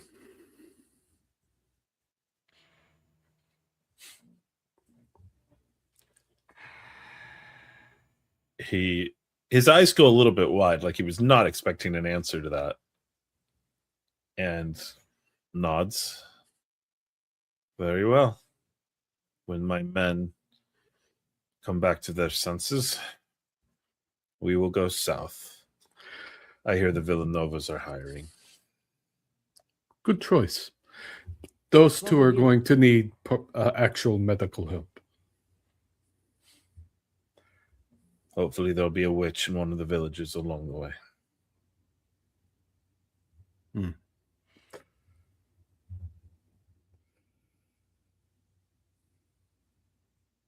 Have a very good day. And he hands him the gun back. Kind of shoves it into the thing and starts checking on his men. And the two of you are obviously free to go. Switching back over to the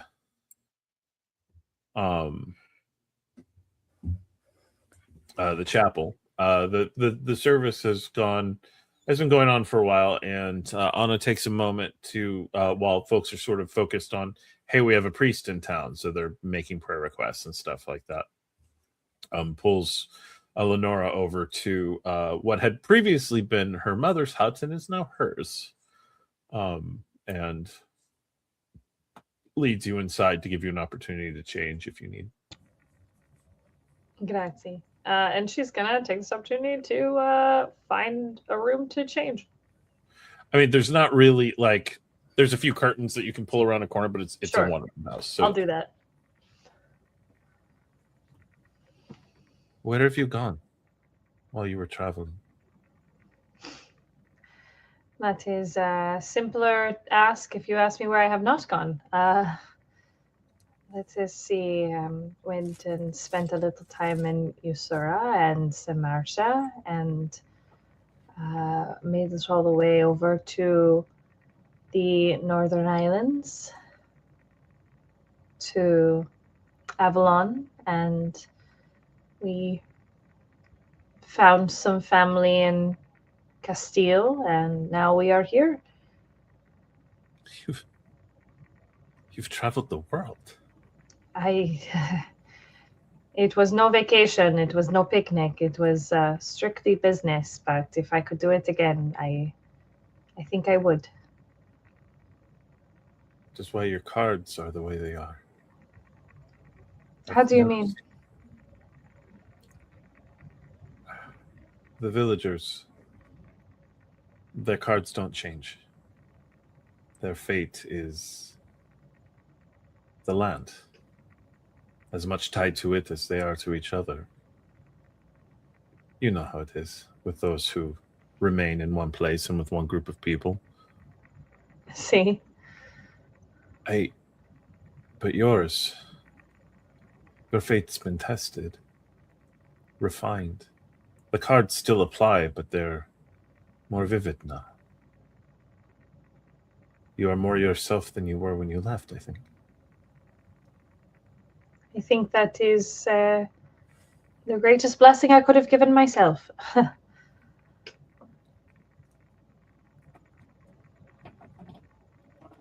You are who you are on purpose.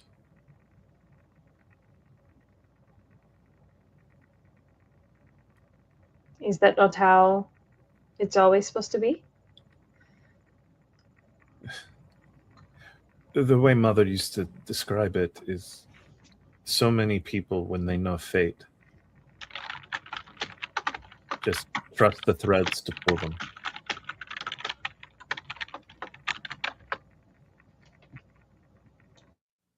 They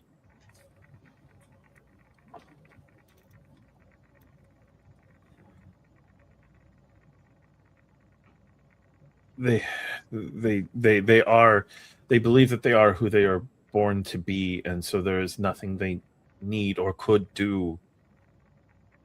But she said that those who know their fate and choose it, who embrace it,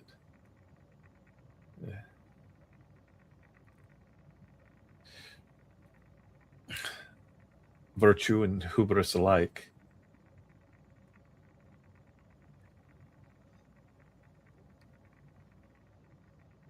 I don't know if I entirely understand what she thought, but I think it is a gift to find oneself and to have your cards as you have been gifted at birth, to give them tests to see how they truly interact with you. A sun may shine bright, but under cold weather, will it keep you warm?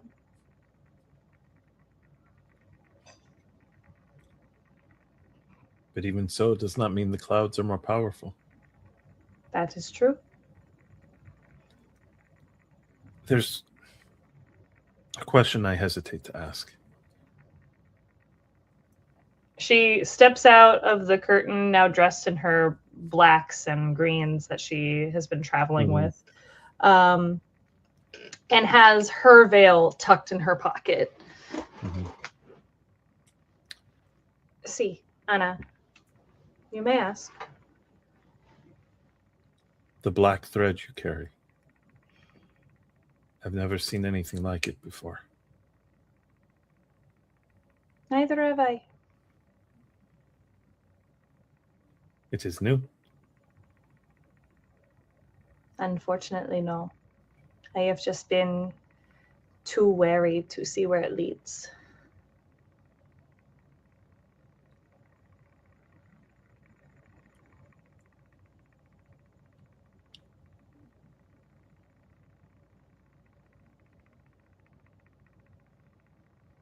You've traveled so many places, seen so many things. I can only imagine what adventures you've had. But you can't follow your own fate thread.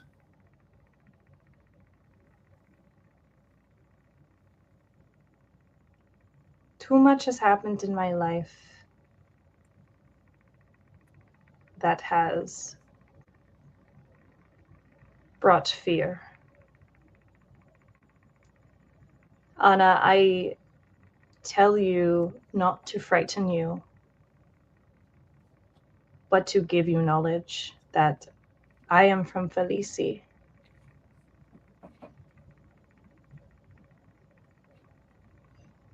And this was an opportunity of escape.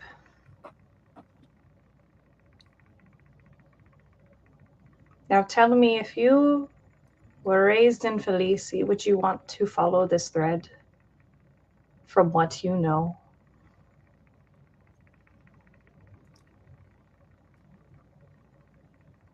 Every Strega from Felici I've known, they're so tightly bound to their circle. I was born without one.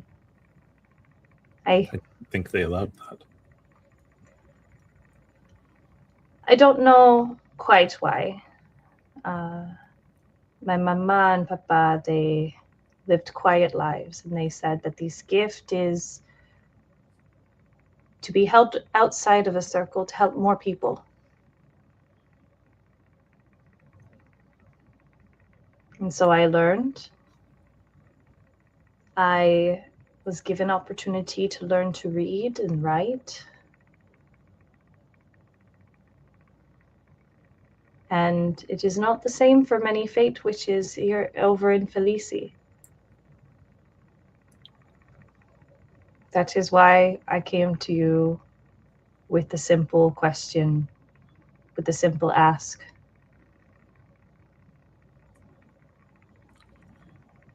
If anyone asks, you are my cousin from the north, who came to do honor to your aunt, traveling with a goodly priest,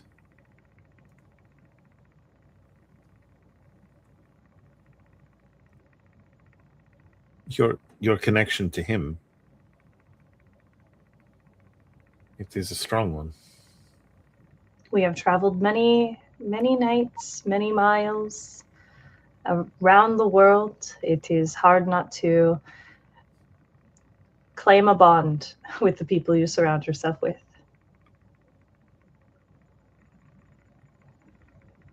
It is strange. It doesn't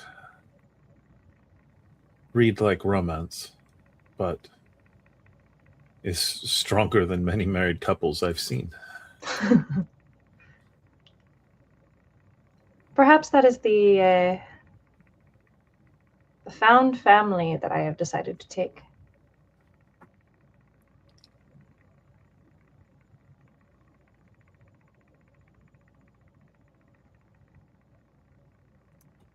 She looks around. It is strange to think that this is my hut now. My bed was over there, and she points to a roll and a small pillow underneath the eastern window, where the sun would wake me so I could go out and care for the chickens. My bed was similar back at home. If you could add one thing to this hut to make it your own, what would you add?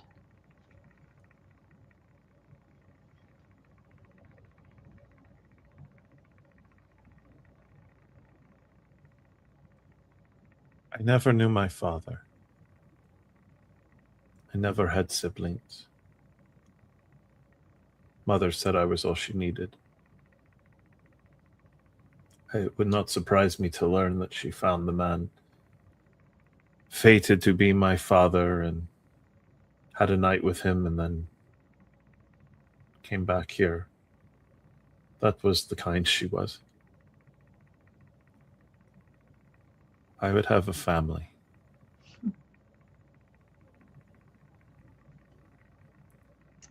She will take Anna's hands and say, if that is your wish, you can have one.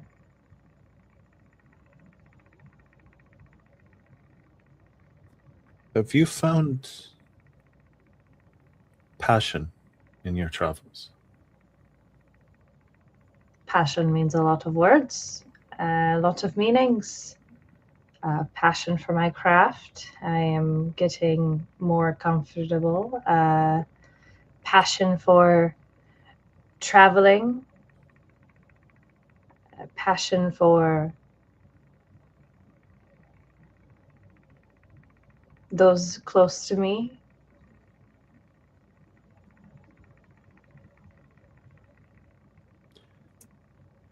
If I were to find someone,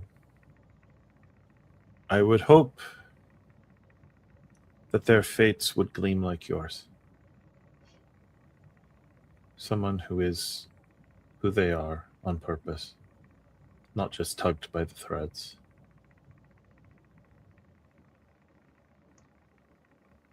Do not bind yourself with the powers that you keep. You can be just Anna.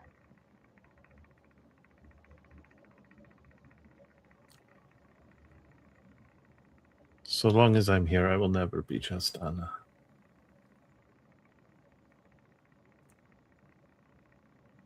So you say? As my mother could never be just Ginevra.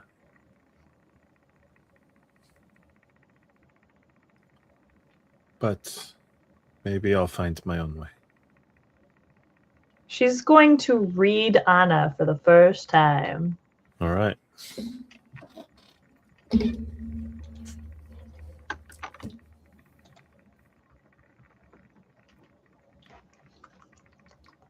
Gimme. You see the road.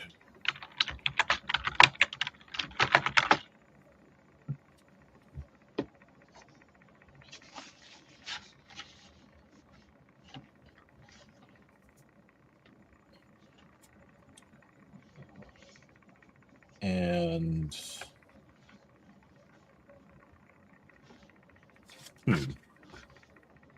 that wasn't what I thought I was going to say. The road and the wheel. Okay.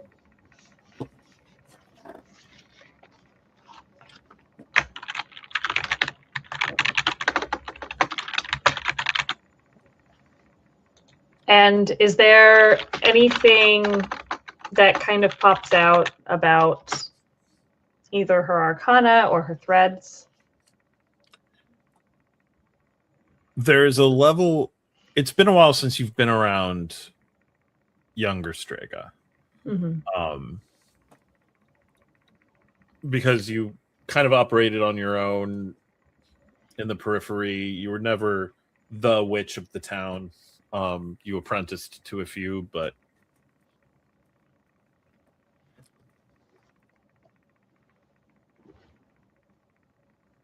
there's a shakiness to what she's doing and her fate. Like, she is aware of her fate. She regularly reads it or the effects of it on herself and in others. But she's not sure what path she's going to take yet, and seems to be considering a lot of them. Mm-hmm. And you're particularly noting, like, she has the connection to townspeople. Like, you can see it occasionally, like someone will walk near a window or something like that, and you'll see a string briefly connect them before the person moves out of your eyesight, and so you can no longer see the thread. But there is this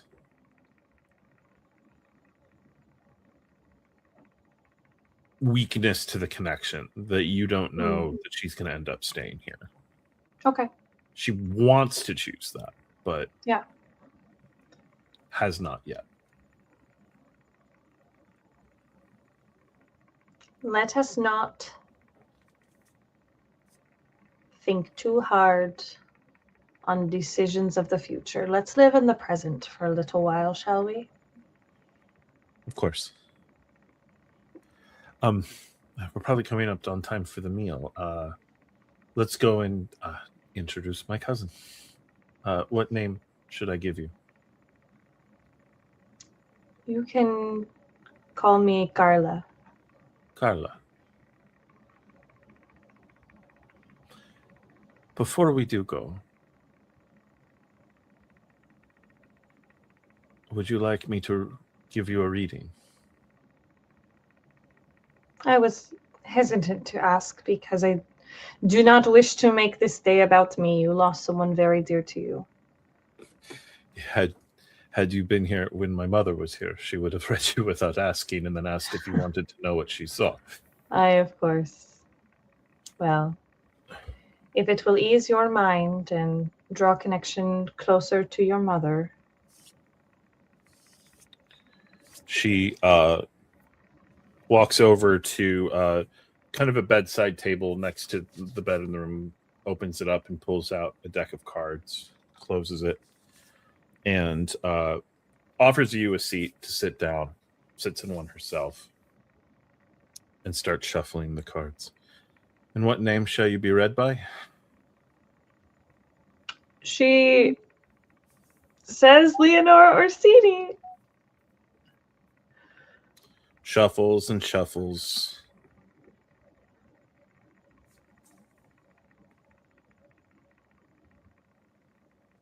And she pulls out don't know why I bothered putting the book away.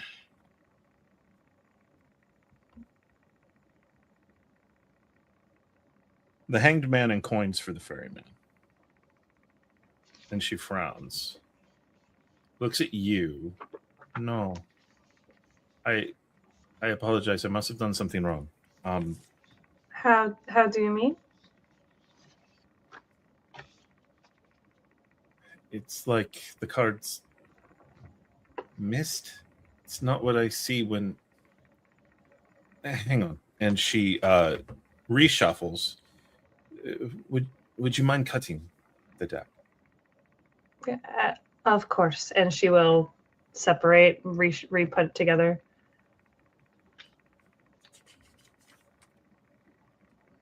She pulls out the Witch and the Emperor. Nope, don't like that. No. This is also... And again, reads. And the first two are supposed to be easy. It's supposed to be easily confirmed. It's the two that would float over your head every time she would read you. And it's not. And she's like, Leonora Orsini. Leonora Orsini.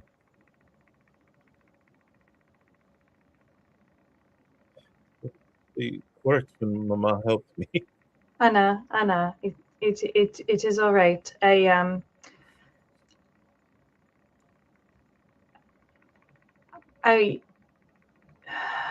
She takes a deep breath, and as if the name comes out in the same breath, she is going to say Angelica Felici.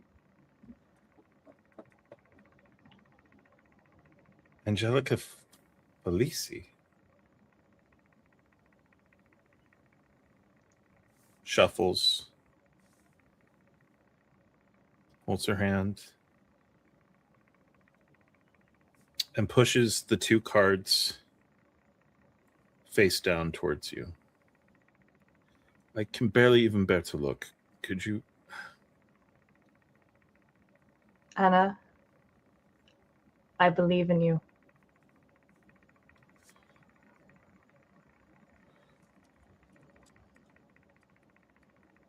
She pulls them back. The Moonless Night and the Thrones. She turns them over. The Moonless Night and the Thrones. You are Angelica Felici.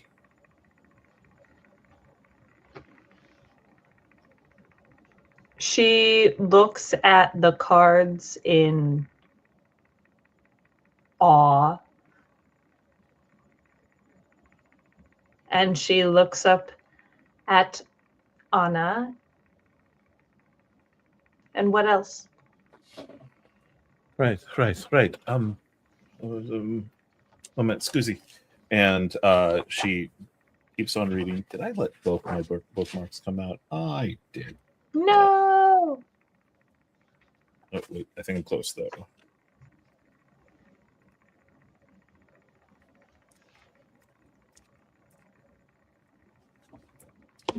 This probably isn't important. Discuss among yourselves. Rhode Island. Neither No. Rhode nor an island. Discuss. Don't. I don't like it any bit.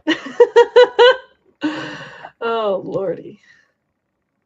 Chat, this is why you don't feed the storyteller. You just let the storyteller struggle. They'll make a good story for you. Don't you worry. Pat. She pulls out the next card. Your fate points you to the witch. She is watching over you. No.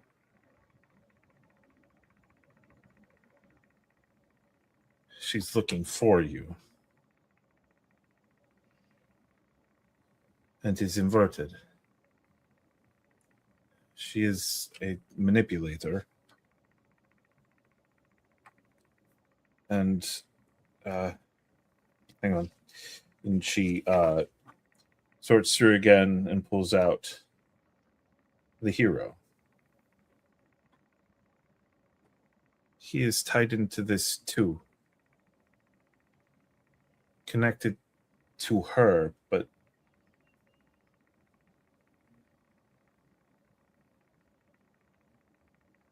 and above them all, the moonless night. Inverted. Confusion.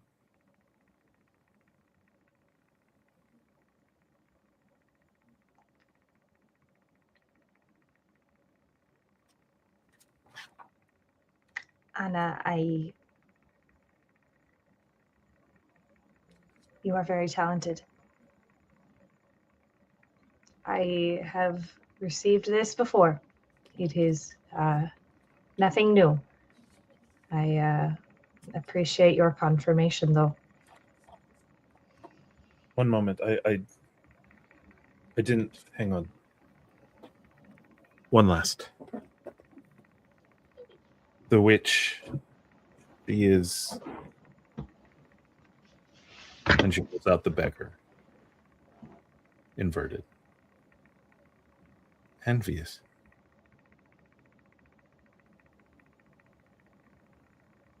She wants something you have.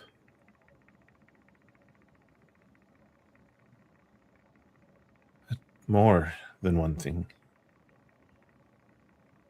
She wants everything.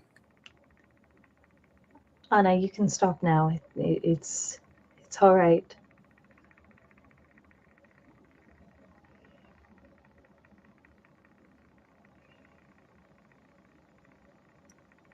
I've never seen her eating this strong. Anna, let's just go to the party. She grabs your hand.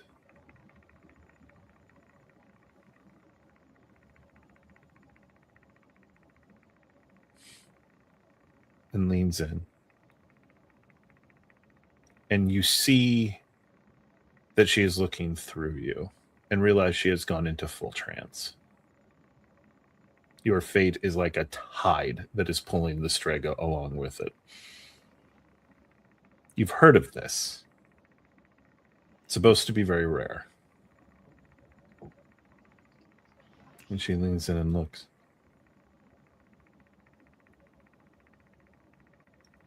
She wants everything.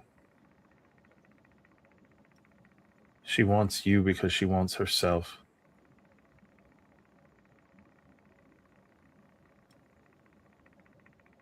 Someone took something from her. And it was you.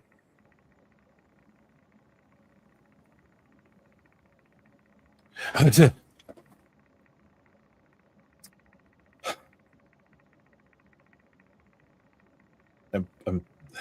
sorry. And she looks down and the cards have been scattered. What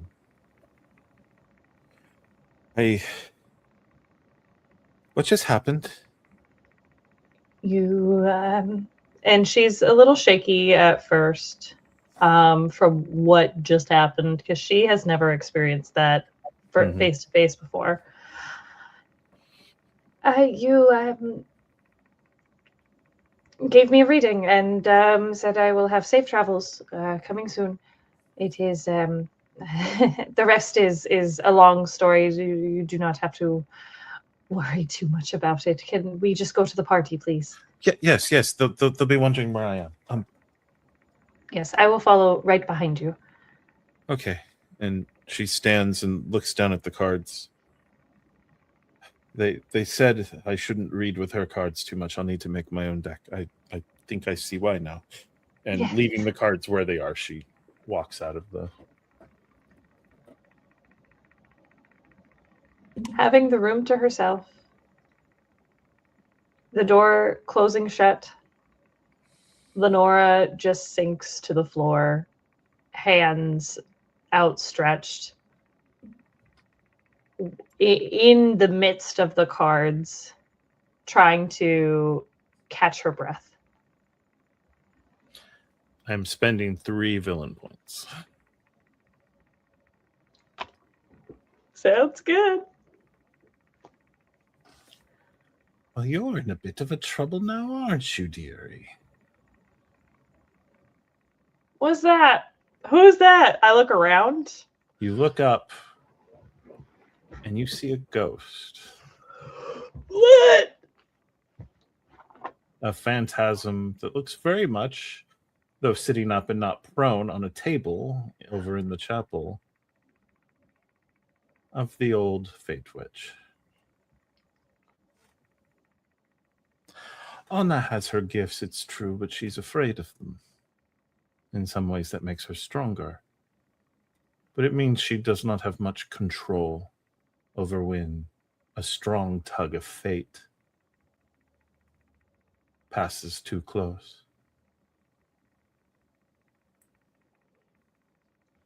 Signora, please, I do not wish to offend. I And she's like closes her eyes and She tries starts to. cackling, laughing, and is like, "It is not me you have offended, child." What have I done? You ask. You ask what you have done when you bear so many lashes. Fate itself screams around you. Is this not our purpose? Is this not what we are trained to do? I am doing what I have been told. I am doing what I have learned. Yes, it is. You are a fate witch. To do what you've been taught and what you've been called to is to give offense to fate itself.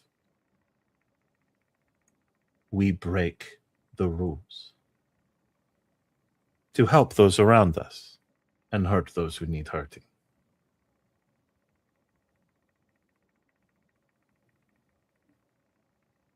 Then what We have are- I taken?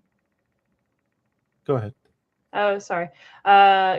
She just says, then what have I taken? That someone wants everything from me. I think you know, now that you have given your true name. I have never been called that. You were once, at least once, by one of us.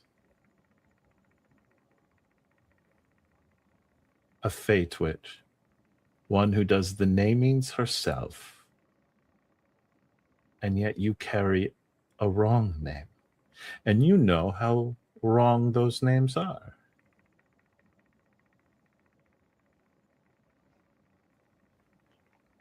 You have seen much in your travels.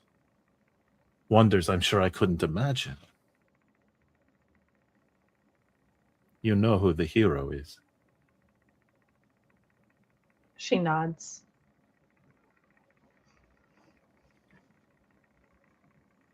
Interesting. I had assumed, of course, he would bear the love thread, but I see he does not. Not that way, anyway. He has it for the witch. Fascinating. And yet he's with you. Why have you come to me, spirit? You are a vortex, Leonora Orsini. And a great weave is happening now. Many fate witches, many strega, some working together, some against each other. And at the center of it stands you. And just a little bit a ways also stands you. A great sin has been committed.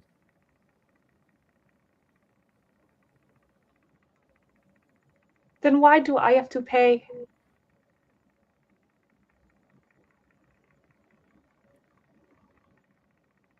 You do not pay for the lashes of what was done. You are not the one who did it. But imagine, child, holding a young one on their first birthday in your hands and giving them a name and a fate that belongs to another who yet lives.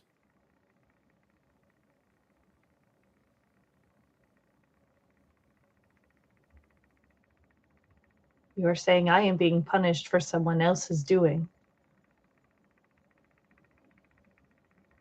In some ways, yes. Someone did this.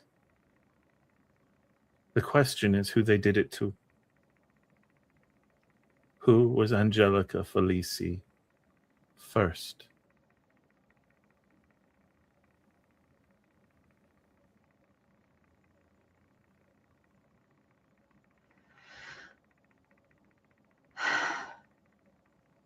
I am confused. I know not what I am anymore. You say that I am Angelica Felici, yet you call me Leonora Orsini. I am supposed to be this vortex of the weave, and yet I am just a single strand. Why do you not make sense? Correction. I did not say that you are Angelica Felici. You told Anna that. Which tells me you knew.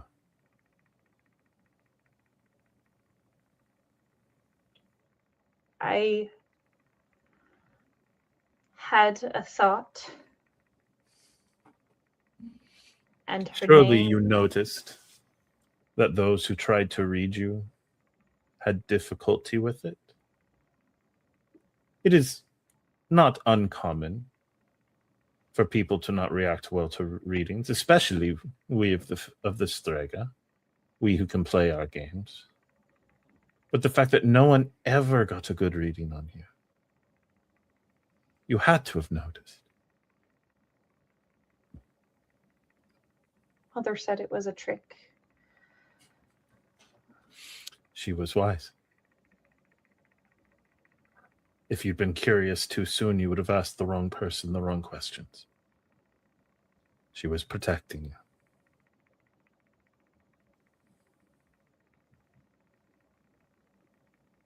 Why? Why indeed? Why would you give one child another's name while the other yet lived? Can I not just give my name away? Will that not be the proper... Could you go to Anna now and have her give you a name day? No. You were named. It happens once. Angelica Felici is yours. The burden you have to bear. You did not ask for it. You did not take it. It was given to you. And now I'm paying the price. How is that fair? When did a Strega ever seek fairness from fate? And she fades away. Mykolas, Umberto. You two are walking back into the village, and the funeral has definitely gone from funeralizing to the party part at the end. Raphael has given some very good words. How, like, real quick before we get to them, what sort of style would Raphael have brought to just standard Castilian, their best shot at a Vidachin? Like, what would they have done? Given his scholarship score being a 3, would he be able to do his level best at sort of combining, like he's obviously Castilian, so he's going to have a slight Castilian flair to it, but he wants to be able to honor the Vidachin culture of it all. And yeah, I would say you'd be able to do a good job. And it's a small village, so the version they're used to is always probably had a bit of drift anyway. And so you're doing a little bit of, but with your scholarship and with your perform, I'm saying you're probably doing a pretty solid job of it. Folks know what you're doing and are following along. And none of them know the ritual better than you do. So he's done 8 million. He's done this so many times. It's almost old hat, but every single time that he does it, he pours himself into it. Like he doesn't quite literally glow, but it's just, there's a light, metaphorically speaking, that seems to come from him every time he does this, because he genuinely believes in giving folks peace and that everyone should be able to have peace no matter what walk of life they come from. Folks are enjoying it, and then as you get through the service, immediately outside tables are getting set up. There have been kitchens that have been cooking all day in preparation for this, as food is being brought up. Mykolas and Umberto, now you are walking into the town, seeing all of this kind of happening around.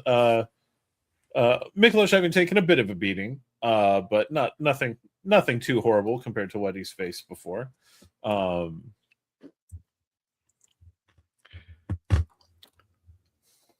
are you both doing as you walk in? How are you feeling? I think Mykolas is probably pretty satisfied. That he hasn't let himself off the leash that much in a while. Like, this was him sort of enjoying the fact that he was a brawler, that he is somebody who he is dangerous, and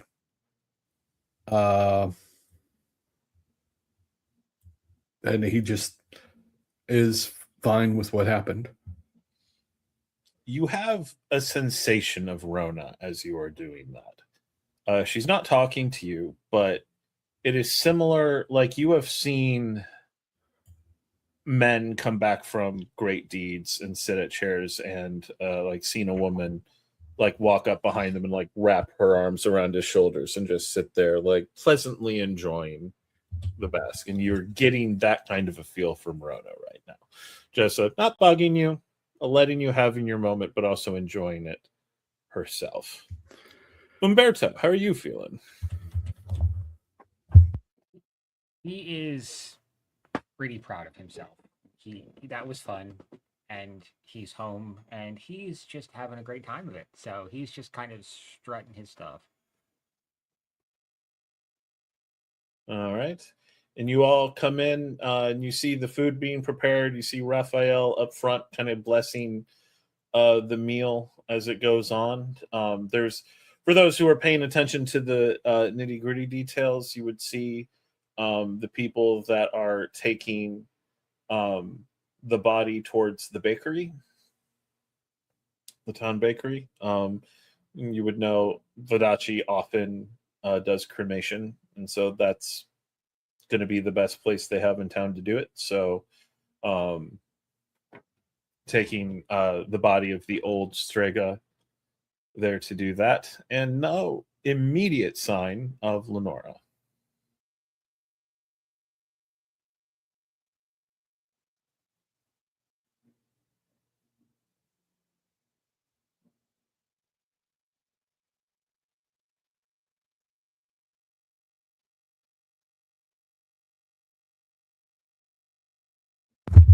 All right. Well, I wonder where Leonora went. Yeah, we should probably find her, see if everything's all right. Hope she didn't get kidnapped again. Knowing her,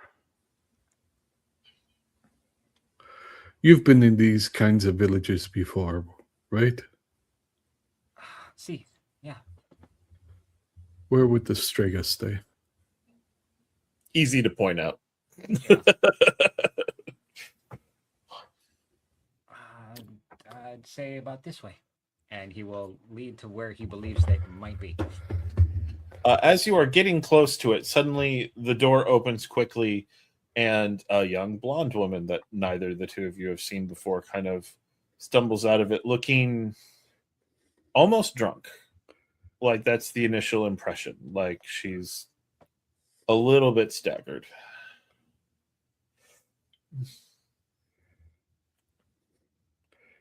Are you okay? Oh, yes, just rather intense experience. I'm sorry. Welcome to our town. Welcome to Atrani. How can I help you? Are you in need of a Strega? In the matter of speaking, we were actually looking for a friend. Oh, you must be. You're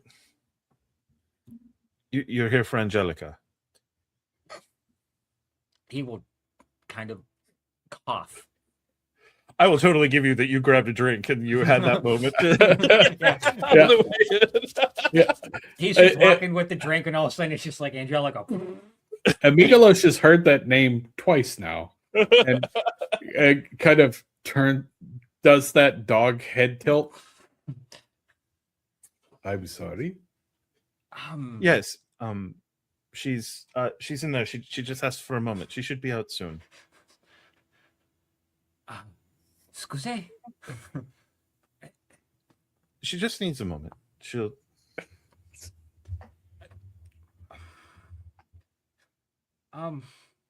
Short woman, dark hair. Oh. I'm sorry. And she like moves the two of you around over to the side. Sorry, I know she came in incognito. She asked me to cover. She is, according to the town, my cousin, and she would not have forgotten, but I did. What was the name you wanted her to introduce you as? Carla. She wants to go by Carla, but yes, Angelica Felici's in there. She'll be out soon, and goes to take her place in the party. Mykolas looks at Umberto. Umberto is just staring at the door like he just got hit in the face. Not to mention that tiny little hut is the last place in the world you would ever imagine seeing. Like, what the hell? What? Mykolas just like puts his hand on your shoulder. You stay here. I'll be right back. And he will go to the door. Good, because I can't feel my feet. Unsure of what he's going to find when he knocks on the door. Hello? I'm sorry, just a minute. You hear Leonora's voice. Umberto, you would probably hear it too. Are you all right? Wait a minute. And Kujina, are you in there by yourself? Yes.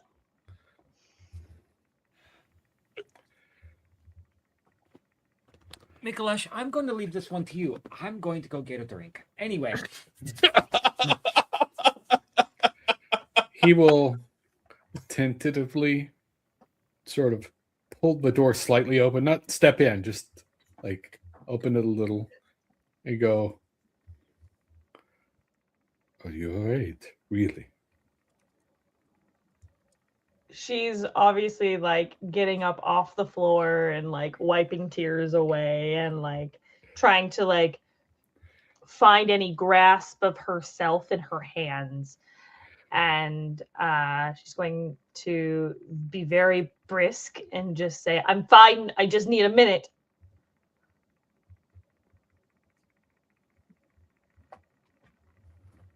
He'll stand there. Take the time that you need. You mean all the time that's left?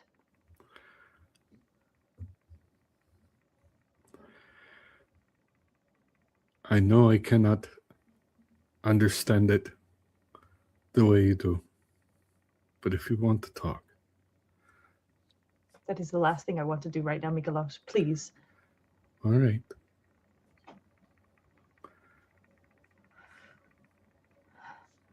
I'm sorry. You have nothing to apologize for. I do.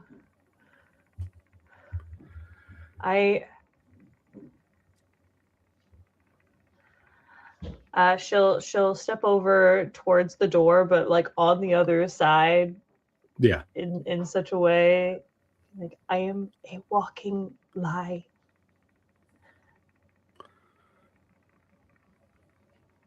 And it's just a matter of time before they find you too. I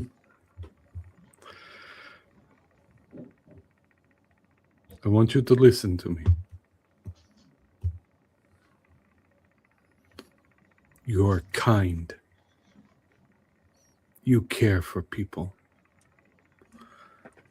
You care for me. You care for Umberto. You care for Rafael, Roan, Persepolis,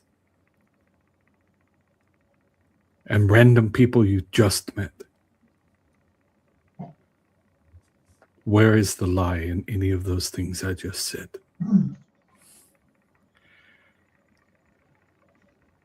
kindness does not excuse dallying with fate. And I have to pay penance for things that I didn't do, and kindness does not help pay for that. All the things that matter about you are true.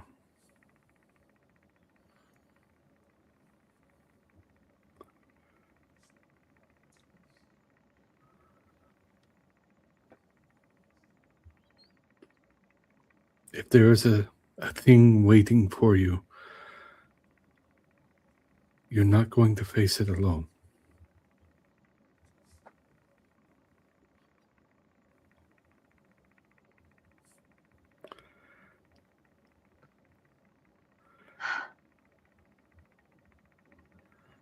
She takes a moment and she sniffles behind the door. She wipes her face. And then she puts on her veil and opens the door. Sees Mykolas looking like he was just in a serious fight.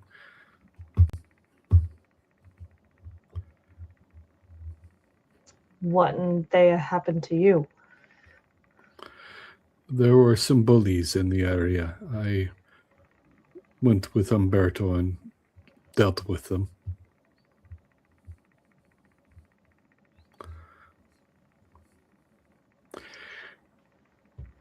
I'll have to tell you to fight fate for me. I would fight the sun for you.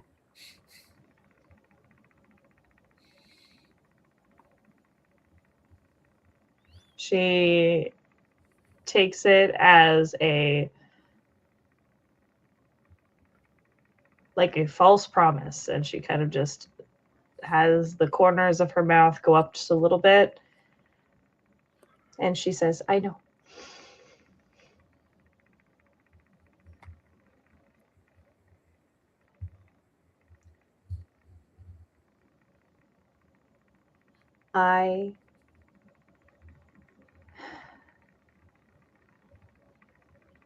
But I need to fight for myself. I can help you do that too.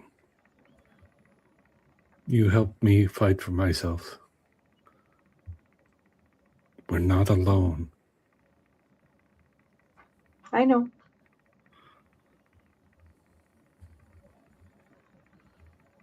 But there are some battles you have to do alone.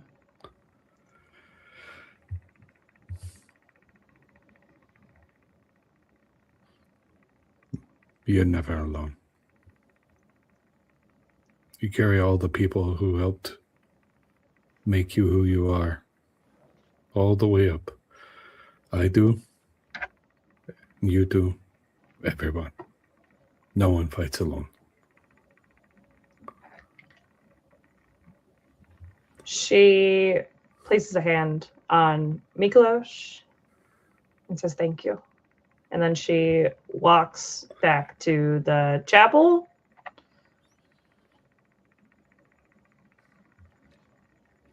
And as you walk, you see all of these tables out. There's food, there's feasting. Umberto, when you did your walk away, where did you go?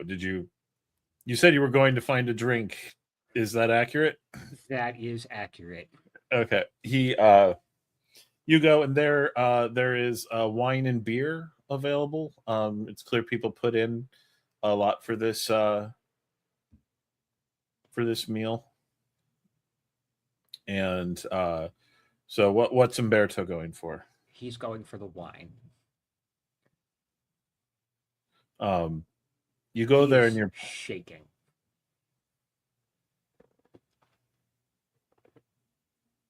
And while the evening is going on and continuing, the chair next to you gets pulled out and someone sits in it. And you look over and you see the blonde from before.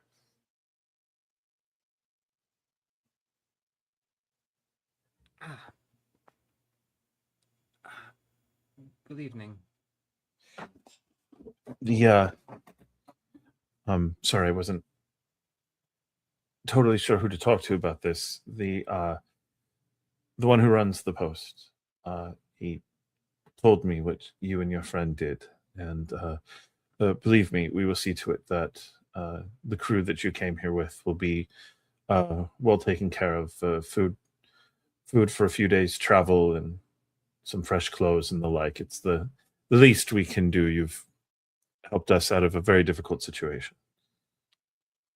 It was no trouble. Had we not been in such a situation, I wouldn't even have asked for anything in return. This was personal. I can see that. She starts to reach towards you and then pauses, realizing what she's doing. If you would not mind, could I see your palm? Sure. And he offers his hand to her. Which hand do you offer? His left. She takes it,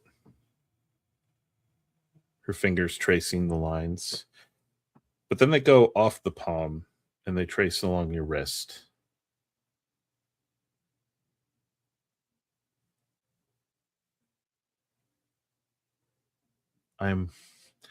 Apologies, I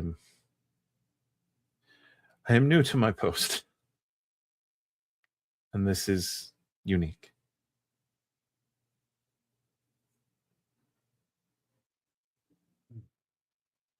It is no trouble.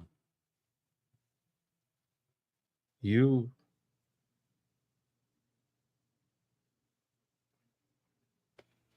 are passionately loved.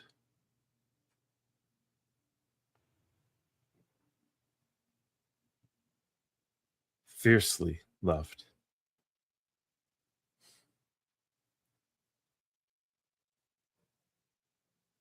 But passion is like a flame. And this is a heat that can burn.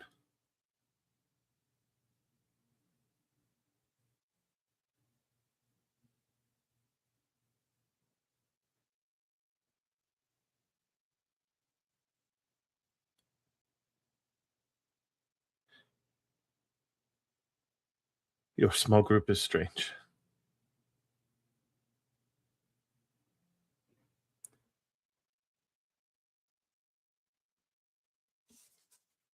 Enjoy your evening. Enjoy the wine.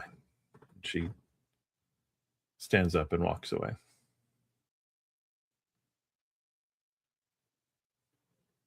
He hasn't actually taken a drink yet. He's just kind of staring at it.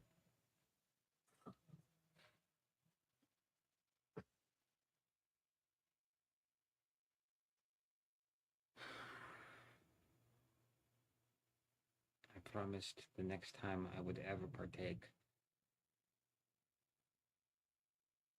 it would be in your presence.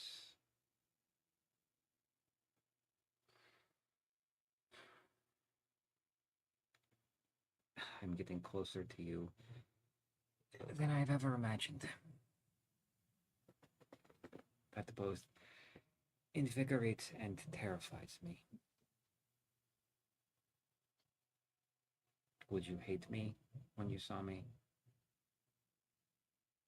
Would you damn me to whatever hell you could possibly imagine?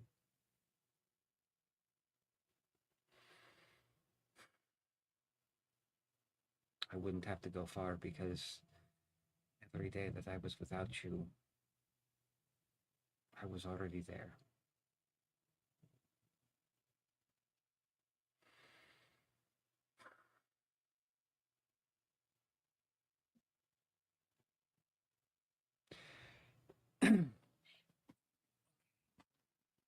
Anything else anyone is getting up to this evening? You all are offered, there isn't an inn per se. It's not a big enough town, but they do have people with extra beds, stables, places where folks can lay out bedrolls. Anna has offered her hut to Carla if she would want it, and to her cousin. In fact, actually recommends it would be weird if you didn't, given the story that's being given. And people don't seem to be questioning it. Fate witches are not uncommon in Vodacce, and so long as they stay within Vodacce, they can move about as they please. Mykolas, you are muted. After seeing what Leonora was like when she came out of that room and seeing Umberto, he's going to have a strange idea in his head and going to pursue it. All right. He's going to go to this Anna. Mm-hmm. I am not from your people. No, you are Samartian. Yes. My understanding is that your kind can read the future. We can read patterns. It's not quite so simple as seeing the future, but more or less, yes. Can you read mine? Or is it only for Vodaccians? Everyone has fate. One moment while I get my deck. And she goes into the hut, and then coming to, she pauses, takes a deep breath, walks into the chapel, and walks out wearing the veil, and comes over and sits in front of you. What is your full given name? Mykolas Kelvan. And she shuffles, starts moving around the cards. And because I can't find the document where I had everyone's, what are your arcana again? It is I have the commanding from. It's the Emperor in the War. Yeah, The Emperor of the War. Emperor War. Yeah. She places them down, and you see her hesitate and slowly look up a little bit above your head, and then sigh, and then continue reading.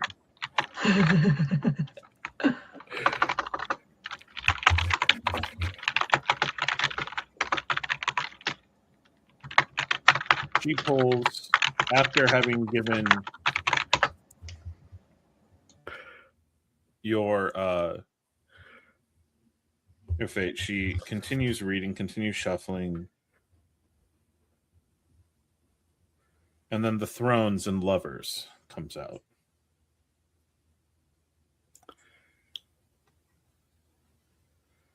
Normally, at this point, I'm looking for the one who touches your fate the strongest.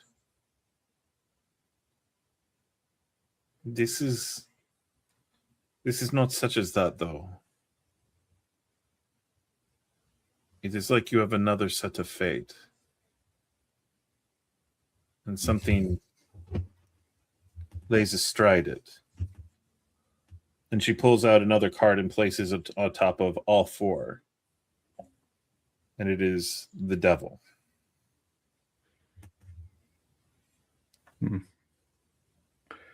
The devil looks over you. And there's a chuckling in your voice.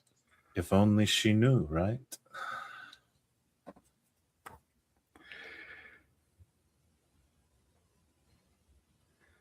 They have a matched card too. And she puts down the sun.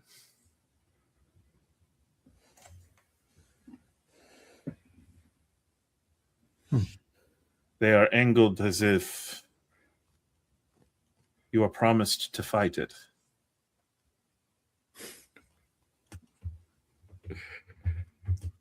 Well, I don't ever lie. But Not there's one who can help you. She shuffles again, pauses, and asks you to pull a card out. He will reach forward and pull the card. You pull the Prophet.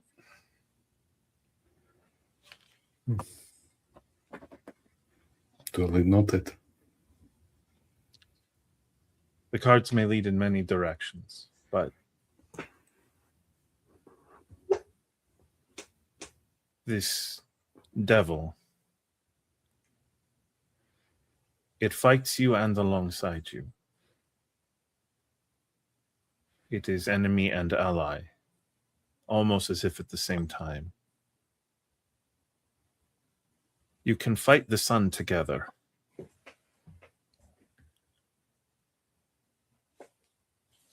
But that is a choice that will have a consequence.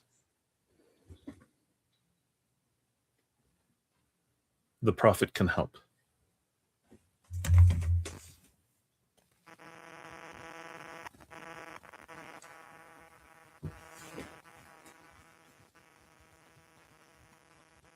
I'm sorry, your fate is muddled. It is not reading like many of them. There are people for whom this is true. People at crossroads. Fate, the future is not always straightforward. Well, that's fair. I just felt since I am here, and I'm here Within to... Rodaji. Well, and a pair of my friends need me to be at my best. So any advantage I could find. Has Carla ever given you a full reading? No. I suspect she would be better at it than I. I don't think she feels safe doing it right now. It's not.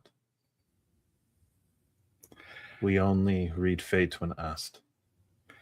Except, and she blushes and kind of glances over towards Umberto, except when unduly curious.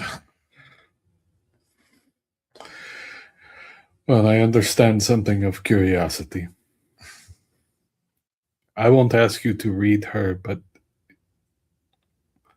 can I help her?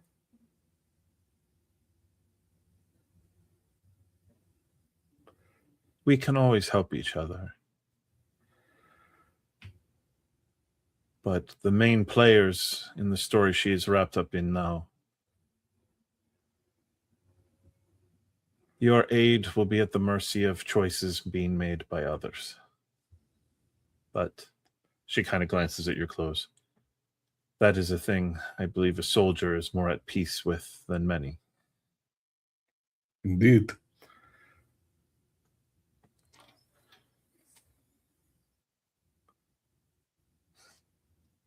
She smiles and looks over at her.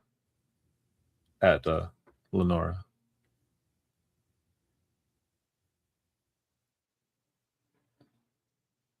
I've never felt a fate as strong as hers. Something is surrounding her. Everywhere she walks, the threads of fate are making a web. And I do not know who it is meant to capture.